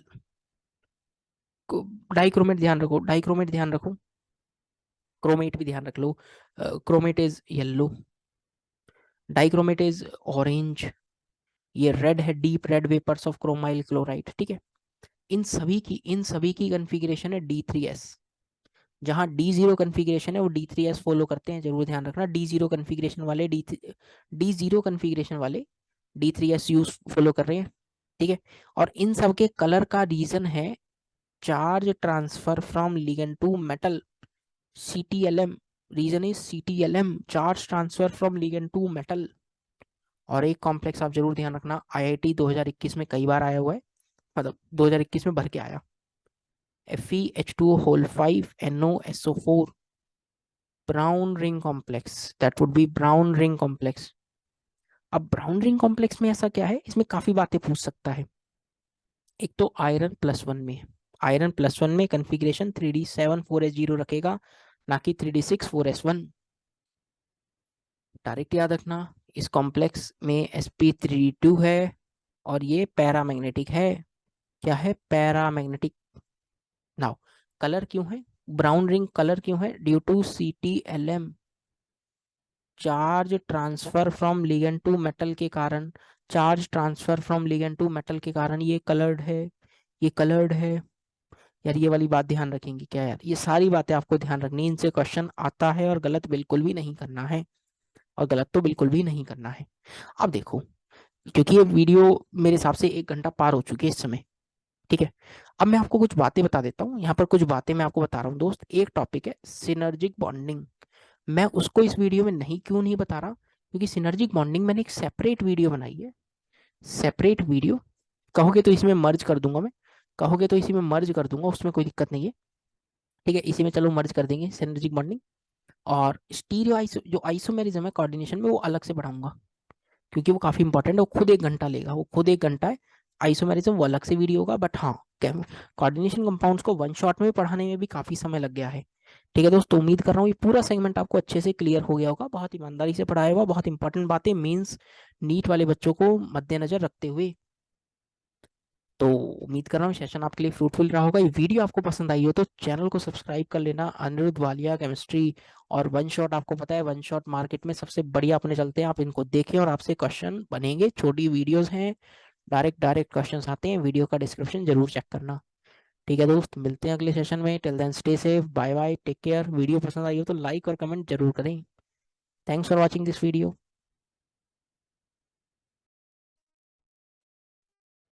हेलो एवरीवन, आज जो सेगमेंट की मैं बात करने वाला हूँ इस सेशन में, that would B synergic bonding.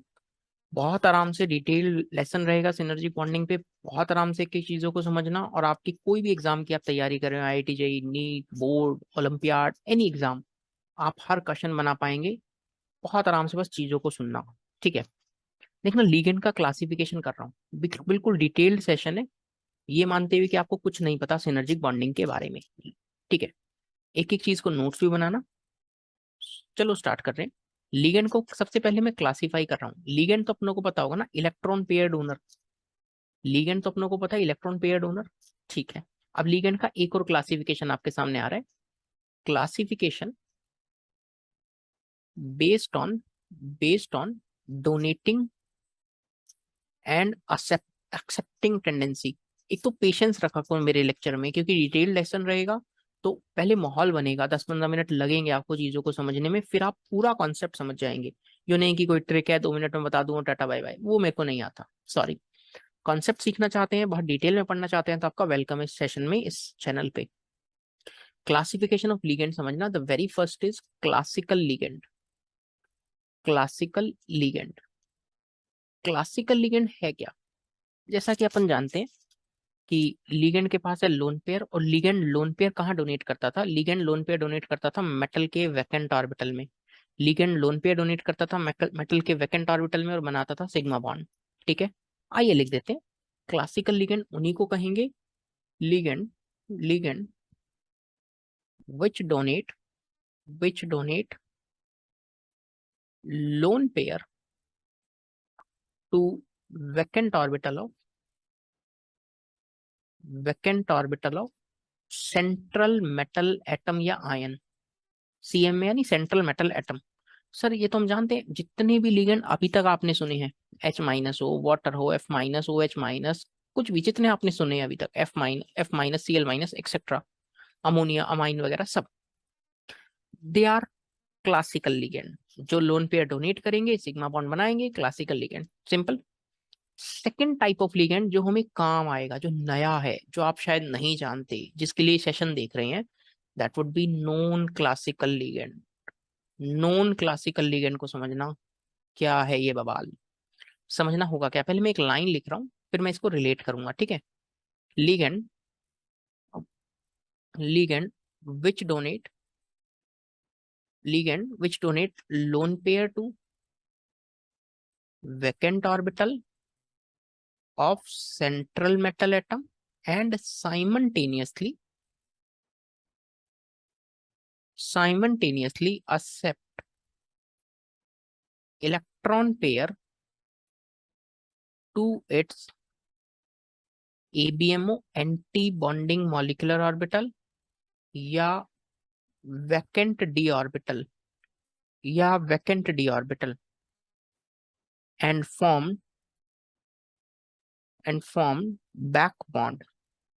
क्या लिखा है पॉइंट समझना बहुत आराम से। कह रहा हूं कि लिगेंड जो लोन पेयर डोनेट करता है वैकेंट ऑर्बिटल ऑफ मेटल। हाँ सर सही बात है, लिगेंड अपना इलेक्ट्रॉन पेयर डोनेट करता है मेटल के वैकेंट ऑर्बिटल में, सुनने में अच्छा लगता है। और साइमल्टेनियसली इलेक्ट्रॉन पेयर भी एक्सेप्ट कर लेता है, किसमें? अपने ABMO anti bonding molecular orbital में या वैकेंट डी ऑर्बिटल में। मतलब अब समझो, अभी तक आपने इतना पढ़ा कि लिगेंड इलेक्ट्रॉन पेयर डोनेट करता था, सिग्मा बॉन्ड बनाता था, हाँ जी। अब मैं कह रहा हूं कि लिगेंड ने इलेक्ट्रॉन पेयर दिया मेटल के वैकेंट ऑर्बिटल में, सही बात। अब मेटल के डी इलेक्ट्रॉन्स लिगेंड के एंटी बॉन्डिंग में डोनेट कर सकता है इलेक्ट्रॉन पेयर या वैकेंट ऑर्बिटल में, और बनाएगा pi bond and form pi bond. जो लिगेंड ऐसा काम करते हैं, कैसा काम? पहले एक लोन पेयर दे देंगे मेटल को, और मेटल से फिर एक लोन पेयर ले लेंगे अपने एंटी बॉन्डिंग मॉलिक्यूलर ऑर्बिटल में और वैकेंट ऑर्बिटल में, और बना लेंगे पाई बॉन्ड। उनको कहते हैं नॉन क्लासिकल लिगेंड। और बनने वाला सिग्मा और pi bond together, sigma and pi bond is called synergic bond. एक साथ सिनर्जिक बॉन्डिंग क्या है? एक साथ together sigma and pi bond is synergic bond. Synergic मतलब सिनर्जाइज करना, यानी स्ट्रेंथन करना, मजबूत करना, मजबूती लाना। क्या हुआ है दोबारा समझो, मैं बार बार रिपीट करूंगा, इस सेशन के एंड तक आपको एक एक सवाल बन जाएगा, नहीं बना तो मेरी गारंटी। बस मेरी बातों को सुनते हुए चलना बहुत आराम से, पेशेंटली। क्या हुआ है सुनना, लिगेंड ने इलेक्ट्रॉन पेयर डोनेट किया मेटल के वैकेंट ऑर्बिटल में, हाँ जी अच्छा लगता है। अब मेटल वापस एक इलेक्ट्रॉन पेयर डोनेट कर देगा लिगेंड के एंटी बॉन्डिंग मॉलिक्यूलर ऑर्बिटल में या फिर वैकेंट ऑर्बिटल में, बनाएगा क्या? Pi bond. अब मैं इसको थोड़ा डायग्रामेटिकली दिखाता हूं, आपको शायद अच्छा लगे। इनमें भरे हैं मेटल के इलेक्ट्रॉन्स, ये डी ऑर्बिटल मैंने बना दिया। ये एक लिगेंड में बना रहा हूँ, कार्बोनिल एक लिगेंड बना रहा हूँ, ठीक है। ये रहा कार्बन के पास इलेक्ट्रॉन पेयर जो डोनेट करने वाला है। ये व्हाइट से जो मैं बना रहा हूँ ये मेटल के खाली ऑर्बिटल, और ये व्हाइट से जो बना रहा हूँ कार्बोनिल पे एंटी बॉन्डिंग मॉलिक्यूलर ऑर्बिटल। ये व्हाइट वाली क्या है? ABMO anti bonding molecular orbital. क्या क्या कहानी हुई है वो समझना। सबसे पहले कार्बोनिल इलेक्ट्रॉन पेयर डोनेट करता है मेटल के वैकेंट ऑर्बिटल में, कौन सा बॉन्ड बनाएगा, सिग्मा। अब वापिस कौन क्या करेगा, मेटल अपना इलेक्ट्रॉन पेयर डोनेट करेगा, कहां पर कार्बन के एंटी बॉन्डिंग ऑर्बिटल में, which is pi star. Carbon के anti bonding molecular orbital pi star में डोनेट करके कौन सा बॉन्ड बनाएगा, पाई बॉन्ड। और एक साथ सिग्मा और पाई को क्या कहा गया है, together sigma and pi bond is synergic bond. Synergic bond और overall concept is synergic bonding. अब सर ये तो चलो समझ में आ गया कि लिगेंड पहले इलेक्ट्रॉन पेयर डोनेट करेगा, फिर एक्सेप्ट कर लेगा अपने एंटी बॉन्डिंग में। कौन है वो लिगेंड, कहाँ से आते हैं, कौन कौन से, मैं आपको बताता हूँ। CO NO एक्सेट्रा, ऐसे कुछ लिगेंड। ये वो लिगेंड है जो इलेक्ट्रॉन पेयर एक्सेप्ट करेंगे, इलेक्ट्रॉन पेयर एक्सेप्ट इन ABMO, अपने एंटी बॉन्डिंग में एक्सेप्ट कर लेंगे। कुछ लिगेंड ऐसे होंगे like PH3 PME3 methyl group लगा दिया, PF3 ASH3 एक्सेट्रा। ये इलेक्ट्रॉन पेयर एक्सेप्ट करेंगे, एक्सेप्ट इन vacant D orbital. Vacant D orbital जो लिगेंड अपने ABMO में एक्सेप्ट कर लेंगे वो आपके सामने है, जो अपने वैकेंट डी ऑर्बिटल में एक्सेप्ट करेंगे वो आपके सामने है। अब आपको कैसे याद रही, ध्यान से देखो, ये सब सेकंड पीरियड के एलिमेंट्स है क्या। सेकंड पीरियड वाले अपने एंटी बॉन्डिंग में एक्सेप्ट कर रहे हैं, जो थर्ड पीरियड और हाइयर हैं, थर्ड पीरियड और हाइयर वाले हैं वो वैकेंट डी ऑर्बिटल में एक्सेप्ट कर रहे हैं। और एक साथ बनने वाले सिग्मा और पाई बॉन्ड को कहेंगे सिनर्जिक बॉन्ड। समझा, समझे, synergic bond. I will repeat again, क्या हुआ है, आप खुद अपने मुंह से बोलने लगेंगे क्या, कि लिगेंड पहले इलेक्ट्रॉन पेयर देगा मेटल के वैकेंट ऑर्बिटल में, मेटल वापस इलेक्ट्रॉन पेयर डोनेट कर देगा लिगेंड के ABMO या वैकेंट ऑर्बिटल में, और एक साथ टुगेदर सिग्मा और पाई बॉन्ड को बोल देंगे सिनर्जिक बॉन्ड। इतना सही है, हाँ, बट इसमें बहुत सारी बातें, बहुत सारी रहस्यमयी बातें आपको जाननी है। एक और केस समझना, एक और केस समझना। एक केस ये हो सकता है कि ligand pi electron density donate करे मेटल के वैकेंट ऑर्बिटल में, और वापस पाई बॉन्ड बना ले लिगेंड के ABMO के अंदर। क्या बोल दिया, ये पाई क्यों लिखा है मैं बताता हूँ। ऐसे लिगेंड जिनके पास पाई इलेक्ट्रॉन डेंसिटी है, like ethene, benzene, C5H5 minus etcetera, ये सबसे पहले क्या करेंगे, अपनी पाई इलेक्ट्रॉन डेंसिटी डोनेट करेंगे मेटल के वैकेंट ऑर्बिटल में, और साइमल्टेनियसली एक्सेप्ट करेंगे कहां पर ये लिगेंड अपने कहां पे लेंगे, ABMO में या वैकेंट में। सर कार्बन है, सेकंड पीरियड का है, पक्का पक्का ABMO मिलेंगे, एक्सेप्ट इलेक्ट्रॉन पेयर इन ABMO। ये पॉइंट पता लग गया क्या, ठीक है। नाउ अब जो नॉन क्लासिकल लिगेंड है जिनकी हमें चर्चा करनी है इस पूरे सेगमेंट के दौरान, आप उन्हें पाई एसिड लिगेंड भी कहते हैं। मैं इन्हें पाई एसिड लिगेंड क्यों बोल रहा हूँ फिर समझना, क्योंकि लुईस एसिड क्या होता है, इलेक्ट्रॉन पेयर एक्सेप्टर। क्या ये लिगेंड इलेक्ट्रॉन पेयर एक्सेप्ट कर रहे हैं, किससे, मेटल से, हाँ जी। ये इलेक्ट्रॉन पेयर एक्सेप्ट कर रही हैं, ये लिगेंड है, हाँ ये लिगेंड इलेक्ट्रॉन पेयर एक्सेप्ट कर रही हैं through pi bond, through pi bond, that is why they are called pi acid ligands. ये इलेक्ट्रॉन पेयर एक्सेप्ट कर रही हैं through pi bond, that is why they called pi acid ligands. Clear हो गया क्या फंडा, बोलो ना। हाँ सर ये तो अपने को पता लग गया। अब मेरी बात फिर बहुत आराम से समझना। अब मैं आपको बहुत इंपॉर्टेंट पॉइंट देने जा रहा हूँ, बहुत इंपॉर्टेंट पॉइंट। खेल सिर्फ इतना सा है क्या, metal carbon oxygen, metal carbon oxygen, metal carbon के बीच सिग्मा बॉन्ड, कार्बन ऑक्सीजन के बीच हो क्या रहा है, हो क्या रहा है, मेटल इलेक्ट्रॉन पेयर दे रहा है, कहाँ मेटल इलेक्ट्रॉन पेयर दे रहा है, मेटल इलेक्ट्रॉन पेयर दे रहा है लिगेंड के ABMO में, मेटल इलेक्ट्रॉन पेयर दे रहा है लिगेंड के ABMO में, ठीक है। जैसे जैसे मेटल और कार्बन, सोच के बताना, जैसे जैसे मेटल और कार्बन के बीच का बॉन्ड बढ़ता जाएगा, जैसे जैसे मेटल और कार्बन के बीच पाई बॉन्ड बनता जाएगा, उनकी बॉन्ड स्ट्रेंथ क्या होगी, सर इंक्रीज होगी, तो बॉन्ड ऑर्डर इंक्रीज होगा, तो बॉन्ड लेंथ घट जाएगी। मेटल कार्बन के बीच बढ़िया बॉन्डिंग होने लगेगी, मेटल कार्बन के बीच बढ़िया बॉन्डिंग होने लगेगी, तो दोनों की बॉन्ड स्ट्रेंथ बढ़ जाएगी, बॉन्ड ऑर्डर बढ़ जाएगा, बॉन्ड लेंथ घट जाएगी। What about carbon oxygen, what about carbon oxygen, sir क्योंकि बॉन्ड ऑर्डर तो फिक्स है, यदि कार्बन मेटल के साथ बॉन्डिंग कर रहा है तो अब ऑक्सीजन के साथ बॉन्ड ऑर्डर घट जाएगा, ऑक्सीजन के साथ दूरियां आ गई, बॉन्ड लेंथ बढ़ गई, ऑक्सीजन के साथ दूरियां आ गई, बॉन्ड लेंथ बढ़ गई। पॉइंट पता लगा। मेटल कार्बन की बॉन्डिंग अच्छी होगी तो कार्बन ऑक्सीजन की बॉन्डिंग वीक हो जाएगी, इसी पे IIT ने क्वेश्चन पूछा है।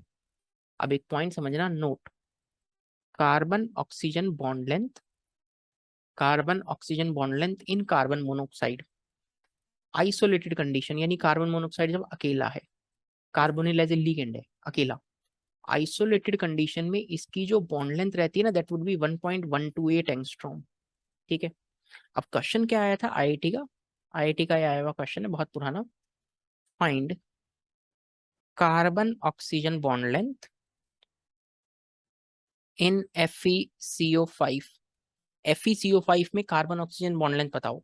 ऑप्शंस कुछ इस तरह से 1.128 एंगस्ट्रॉम, 1.50 एंगस्ट्रॉम, 1.15 एंगस्ट्रॉम, 1.05 एंगस्ट्रॉम। समझना, समझना और सोच कर आंसर करना, मैं आपको समय दे रहा हूं, आप सोच कर आंसर करो। कार्बन ऑक्सीजन बॉन्ड लेंथ क्या होगा, जैसे जैसे कार्बोनिल कंपाउंड बना, जैसे जैसे आयरन कार्बन के बीच बॉन्डिंग हुई, जैसे जैसे आयरन कार्बन के बीच बॉन्डिंग हुई है, तो कार्बन ऑक्सीजन की बॉन्ड लेंथ क्या करेगी? सर कार्बन ऑक्सीजन की बॉन्ड लेंथ बढ़ेगी ना, जैसे जैसे मेटल और कार्बन के बीच बॉन्डिंग होगी तो कार्बन ऑक्सीजन बॉन्ड लेंथ बढ़ेगी, यानी जब भी कॉम्प्लेक्स बनेगा तो कार्बन ऑक्सीजन बॉन्ड लेंथ बढ़ेगी। अब कितनी बढ़ेगी? यानी ये आंसर कतई नहीं हो सकता, बराबर कभी नहीं हो सकती, ये तो कम हो गई ना डी वाले में, और ये तो बराबर है। आपने क्या बढ़ेगी, बॉन्ड लेंथ बढ़ेगी तो कितनी बढ़ेगी? थोड़ी बहुत स्लाइटली बढ़ेगी, स्लाइटली बढ़ेगी या ज्यादा सी बढ़ेगी? अब ये पॉइंट आपको ध्यान रखना है कि बॉन्ड लेंथ इंक्रीज करती है बट स्लाइटली इंक्रीज करती है, that increase is slightly increase, slightly increase होता है और मैक्सिमम इसी रेंज तक जाती है 1.15 तक, इससे ऊपर ना जाती। क्लियर हो गया क्या? एक क्वेश्चन और दे रहा हूँ, बहुत आराम से सोचना यार, ये भी आईआईटी का आया हुआ क्वेश्चन है यार, आपको मजा आएगा और आई थिंक धीरे धीरे चीजें और क्लियर हो जाएंगी। विच of following, which of following has greatest carbon oxygen bond length?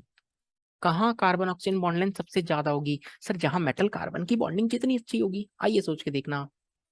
NiCO4, B option, FeCO5, C option, VCO6 and D option, कुछ नन लिख देते हैं, हटाओ।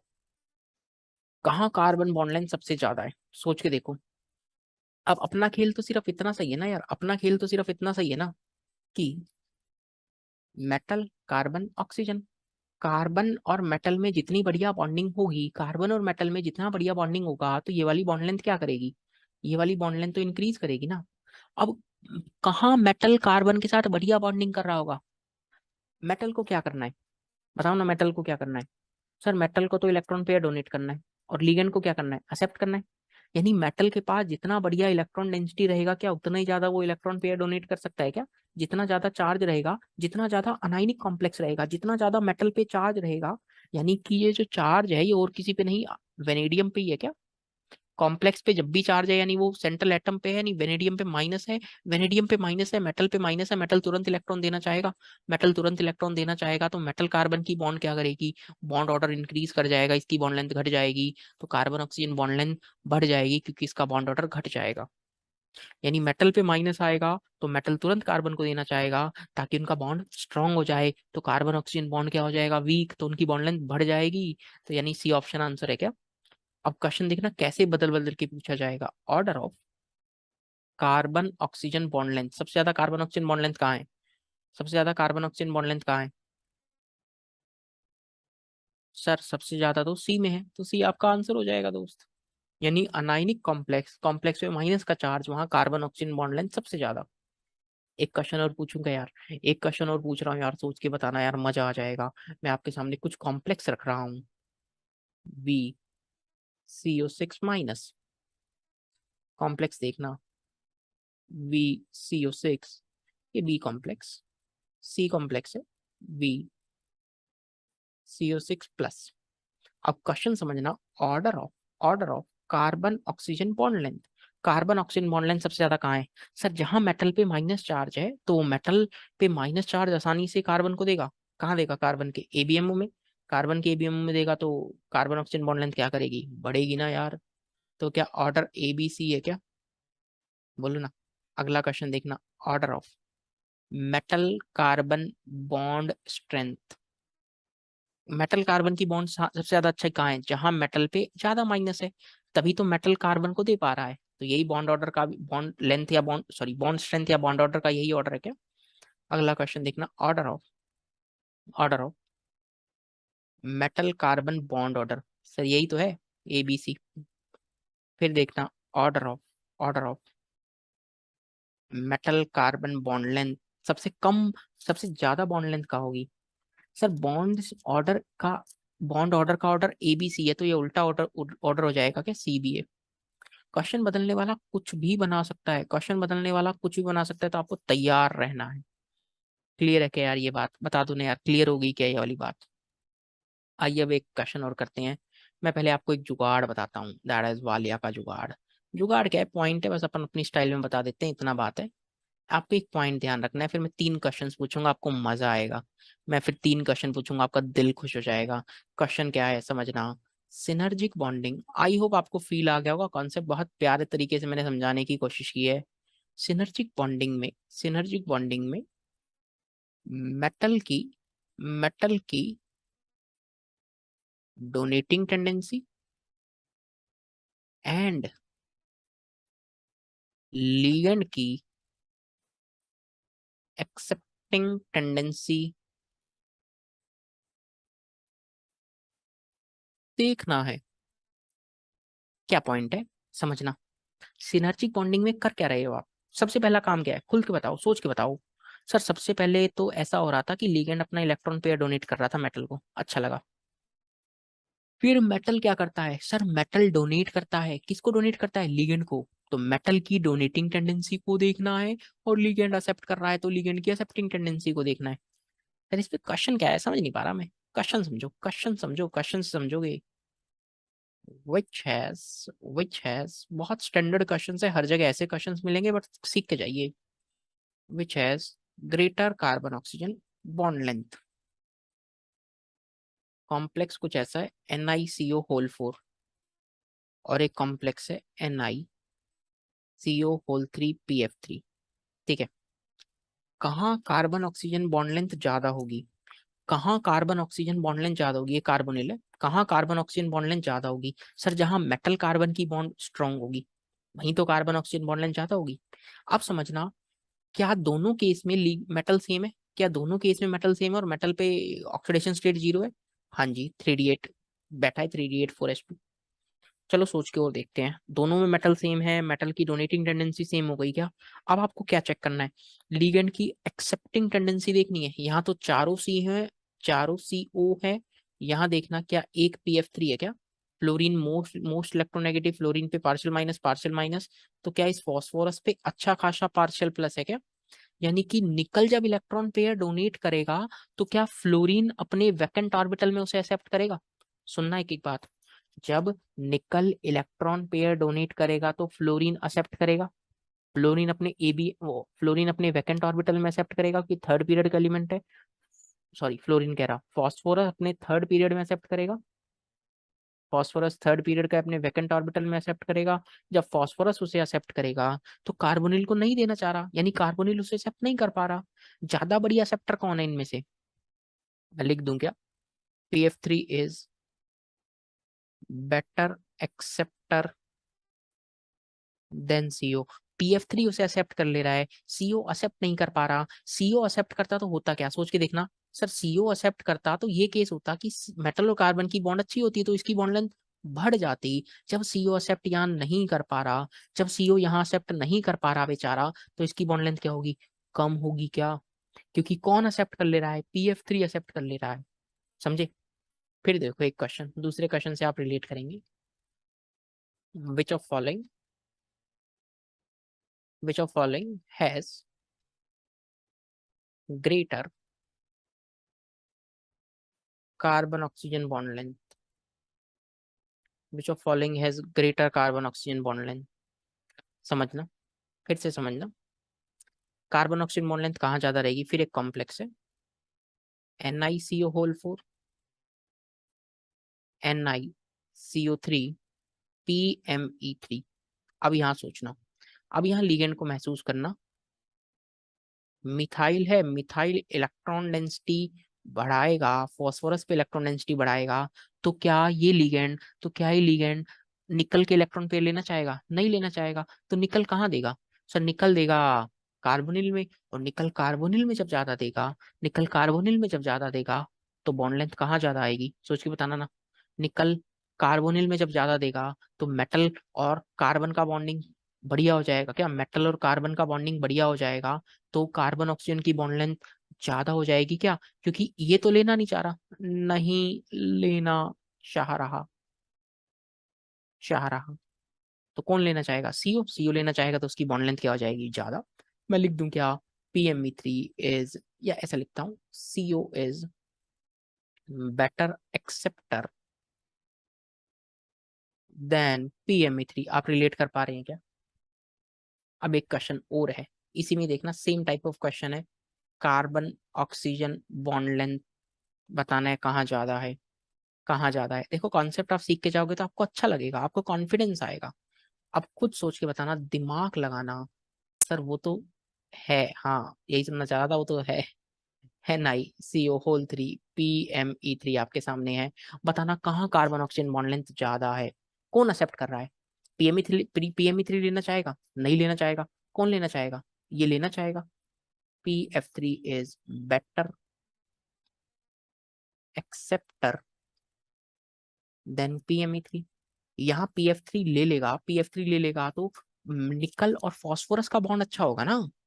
बट निकल कार्बन का तो बेकार होगा, तो कार्बन ऑक्सीजन बॉन्ड लेंथ क्या होगी? ज्यादा, सॉरी कम। तो यहाँ ज्यादा होगी क्या?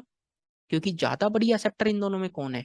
सर इन दोनों में ज्यादा बढ़िया कार्बोनिल है। कार्बोनिल इलेक्ट्रॉन पेयर लेगा तो निकल कार्बन का बॉन्ड क्या होगा? स्ट्रॉन्ग। तो कार्बन ऑक्सीजन का बॉन्ड वीक, तो बॉन्ड लेंथ ज्यादा, तो बॉन्ड लेंथ ज्यादा। समझे इंपॉर्टेंट क्वेश्चन से? नहीं समझ में आया तो वीडियो को रिवाइंड करके प्लीज फिर से सुनना यार, इंपॉर्टेंट चीजें पढ़ा रहा हूँ, ऐसे मस्ती मजाक नहीं है। एक चीज और देखना यार, सिनर्जिक बॉन्डिंग इन, मैं एक क्वेश्चन पूछूंगा उसके बाद आपको अच्छा लगेगा। इन जी सॉल्ट, जी सॉल्ट में, जी सॉल्ट में मैं पूछना चाह रहा हूँ, बहुत आराम से सुनना समझना। जी सॉल्ट कुछ ऐसा है क्या? KPtCl3 ईटा 2, ईटा स्क्वायर भी बोल सकते हैं, C2H4।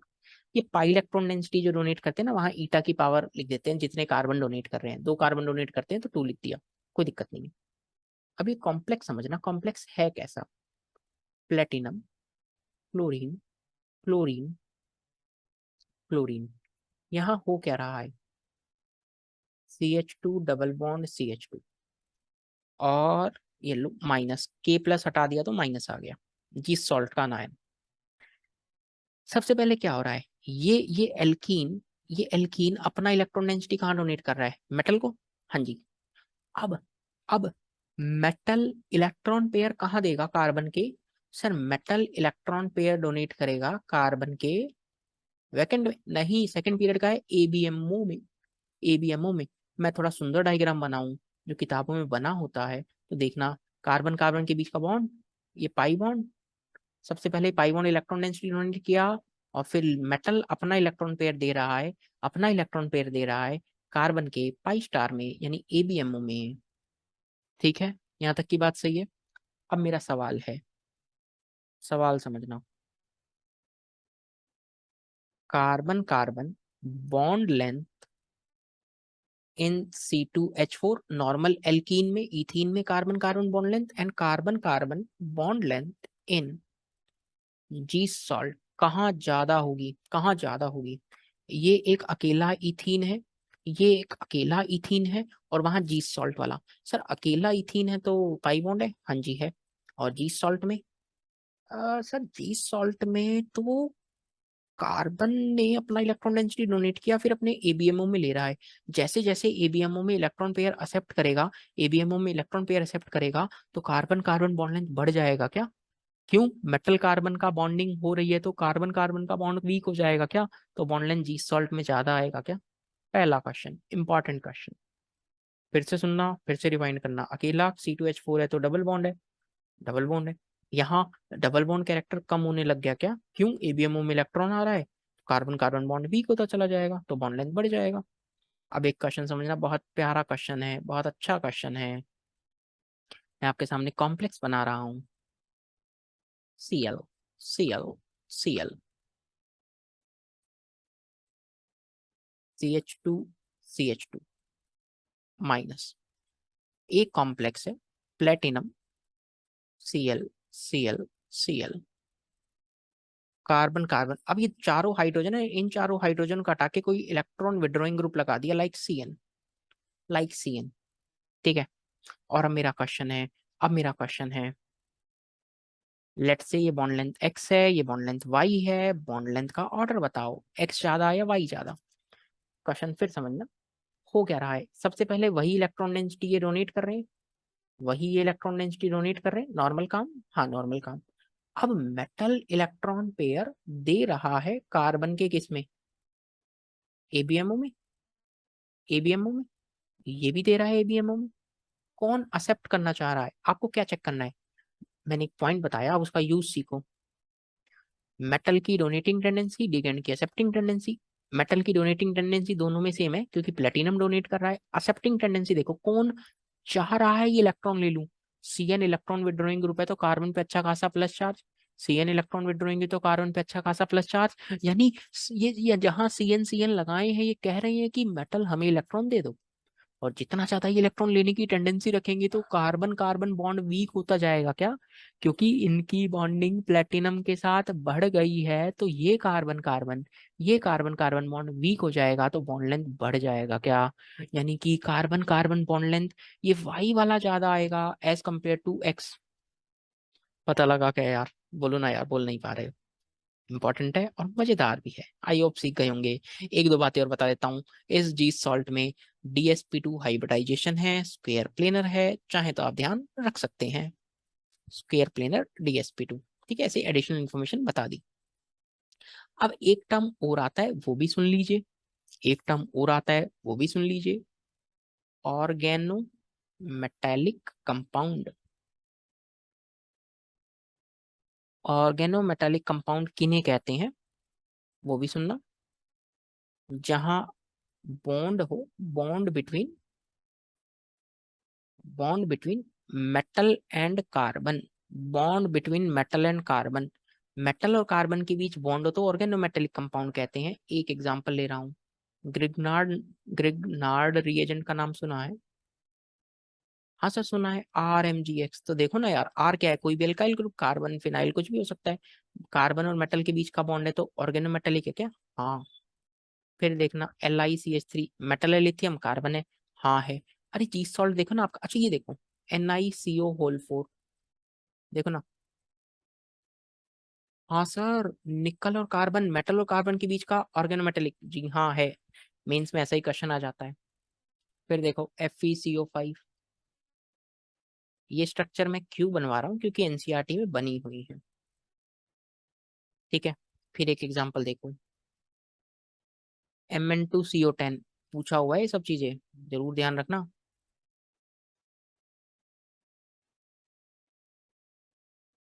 क्या ये ऑर्गेनोमेटेलिक कंपाउंड है क्या, सर हमें क्या पता। अब तुम्हें नहीं पता होगा तो क्या मुझे पता होगा। एक दो तीन चार, एक और बना लो। सर कोई कहेगा मेटल मेटल बॉन्ड है, अरे मेटल कार्बन भी तो है, मेटल कार्बन भी तो है, देखो ध्यान से, देखो ध्यान से। ऑर्गेनोमेटेलिक कंपाउंड एक और स्ट्रक्चर आप ध्यान रख सकते हैं, CO2, CO9, ये कोबाल्ट है, CO और वो कार्बोनिल है, ये कार्बोनिल, ये कार्बोनिल, ये कार्बोनिल, फिर कोबाल्ट। यह मैं काम करता हूँ, कोबाल्ट को अलग कलर से बना देता हूँ ताकि कंफ्यूजन ही ना रहे।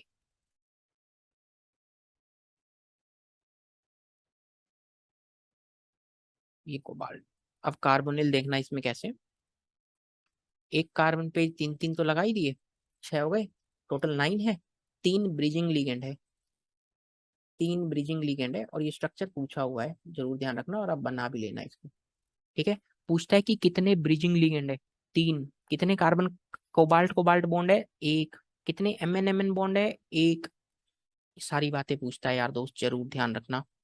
बोलो ना यार, ये बात क्लियर हो गई क्या। अब मेरे हिसाब से जो बातें मैं सिखाना चाह रहा था, जो बातें मैं बताना चाह रहा था वो मैंने आपको बहुत आराम से और अच्छे लेवल पे डिटेल्ड कॉन्सेप्ट के साथ समझा दी है। ठीक है, एक क्वेश्चन हम पूछ ले रहे हैं, सोच के देखना। Which of following which of following is not an oregano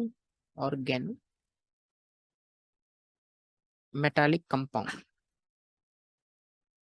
कौन सा ऑर्गेनोमेटेलिक कंपाउंड नहीं है? मैं कुछ नाम लिख रहा हूं आपके सामने। जी सॉल्ट, पैरोसिन,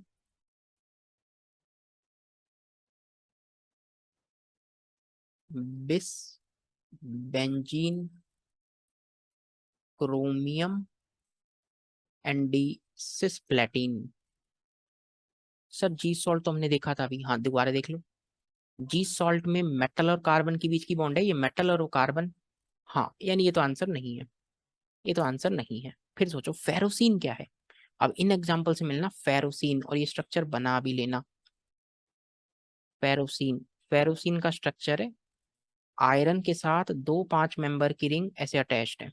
देखना कैसे, ये दो 5 मेंबर की रिंग ऐसे अटैच्ड है।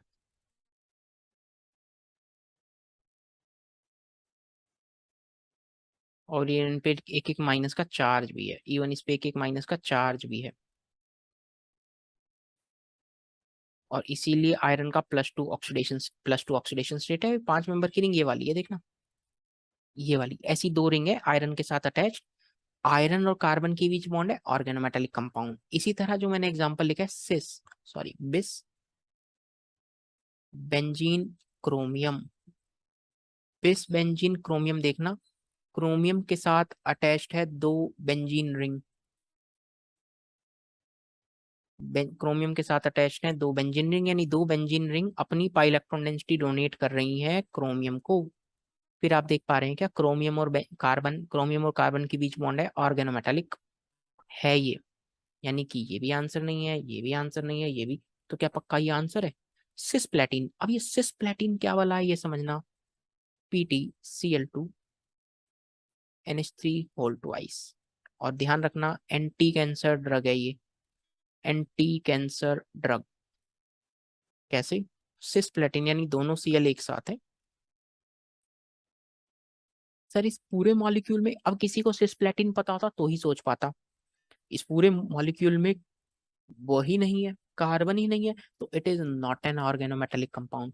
इस पूरे मॉलिक्यूल में कार्बन ही नहीं है, इसीलिए इसीलिए ये एक ऑर्गेनोमेटेलिक कंपाउंड नहीं है। दिखा क्या यार, दिखा क्या यार, बोलो ना। तो आई होप जो मैं सिखाना चाह रहा था आपको बहुत अच्छे से आ गया होगा, और सिनर्जी बॉन्डिंग की सारी बातें एक डिटेल्ड मैनर में मैंने आपको समझा दी है। ऐसे ही और बेहतरीन टॉपिक्स आप पढ़ना चाहते हैं, जैसे मैंने रिसेंटली भी आप देखें बेंड्स रूल वगैरह काफी अच्छा डाला हुआ है, बहुत बढ़िया से एक एक बच्चा समझ सकता है और एक बेस्ट कंटेंट को यूटिलाइज कर सकता है। तो सेशंस को जरूर देखें, दोस्तों के साथ शेयर करें। कोई और टॉपिक पढ़ना चाहते हैं तो आप मुझे जरूर बताएं, डिटेल्ड कॉन्सेप्ट मिलेगा। चैनल को सब्सक्राइब करें। मिलते हैं फिर अगले सेशन में। Till then stay safe, bye bye, take care. Hello everyone, this is Anirudh Walia. यदि कोऑर्डिनेशन कंपाउंड्स के क्वेश्चन को करने में होती है दिक्कत, तो ये वीडियो आप लोगों के लिए ही बनी है, जहां मैं बात करने वाला हूं वालिया के जुगाड़ के बारे में। This video will tell you the super trick to solve a certain type of the coordination compounds wale question. Now begin with a very short trick. Only the one thing that you have to remember in your mind, simply जो मैं बताने जा रहा हूँ बस वो चीज को दिमाग में रख लेना। क्या है कि यार लीगेंड की जो स्ट्रेंथ रहेगी, ligand strength is directly proportional to energy. बस इतनी सी बात दिमाग में रख लो, हर सवाल सॉल्व हो जाएगा। सिर्फ 2 से 3 मिनट लूंगा, ज्यादा टाइम नहीं लूंगा। और सर में हमें एनर्जी तो हमें पता है क्या, एच सी बाई लेमडा या एच न्यू, जो एटॉमिक स्ट्रक्चर में पढ़े हैं। तो यार मैं कैसी बात कर सकता हूँ, ligand strength is directly proportional to energy, यानी directly proportional to frequency and inversely proportional to wavelength. Sir ligand की स्ट्रेंथ ज्यादा तो एनर्जी ज्यादा तो वेवलेंथ कम। हाँ बस इतनी सी बात दिमाग में रखते हुए हर सवाल सॉल्व हो जाएगा यार। सर अब हमें ये कौन बताएगा कि कौन लीगेंड ज्यादा स्ट्रॉन्ग कौन वीक? ठीक है, तो उसके लिए मैं आपको एक टेबल बता देता हूँ, जो आपको टेबल थोड़ा सा दिमाग में रखने का है।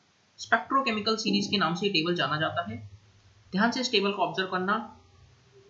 कार्बोनिल बहुत बढ़िया लीगेंड, लेफ्ट टू राइट जाने पर लीगेंड की जो स्ट्रेंथ है वो इंक्रीज कर रही है। Ligand strength left to right जाने पर स्ट्रॉन्ग फिर लीगेंड्स अपने को मिलेंगे, लीगेंड स्ट्रेंथ इंक्रीजेस। यानी कार्बोनिल एक बहुत अच्छा लीगेंड, फिर साइनाइड, फिर ये triphenyl phosphine NO2 minus, bipyridine, ethylene diamine, amine, DTA, NCS और वाटर।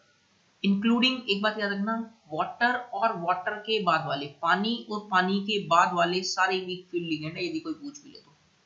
वीक फील्ड लिगेंड यानी इनकी लिगेंड स्ट्रेंथ क्या है, कम है।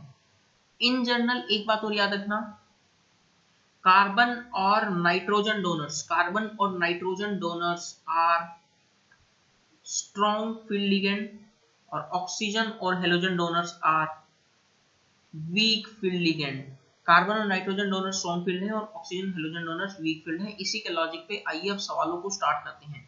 इतना सा था कॉन्सेप्ट। अब मैं n नंबर ऑफ सवाल्स आपको करवाऊंगा, मतलब बहुत सारे सवाल करवाऊंगा। अब आपको सिंपली टेबल को बार बार देखना है और आंसर बताने की कोशिश करनी है। पहला सवाल आप लोगों की स्क्रीन पर, कि which of the following coordination entity should be expected to absorb lowest frequency। Sir lowest frequency का मतलब है, लोवेस्ट फ्रीक्वेंसी का मतलब है यानी एनर्जी भी कम, एनर्जी कम यानी लिगेंड की स्ट्रेंथ कम, यानी वीक फील्ड लिगेंड की बात कर रहा है। सर आपने ethylene diamine, amine, cyanide, sir ये तो सारे स्ट्रॉन्ग फील्ड लिगेंड में आ रहे थे। आपने कहा था ऑक्सीजन और हेलोजेंस वाले वीक फील्ड लिगेंड होंगे, तो क्या अपनों का आंसर 2 हो जाएगा। कैसे, टेबल में देखो, टेबल में देखो, वापस टेबल की तरफ आओ भैया, 2 मिनट का खेल है भैया, कोई दिक्कत नहीं है। सवाल के वापस आते हैं, स्पेक्ट्रोकेमिकल सीरीज देखना, Cn माइनस, देखो हेलोजन यहाँ पर आ रहा है Cn, ये इथाइलिन डायमीन, ये आ गया, यानी सबसे लास्ट में आपको लिगेंड स्ट्रेंथ क्लोराइड की मिल रही है इन चार ऑप्शंस में।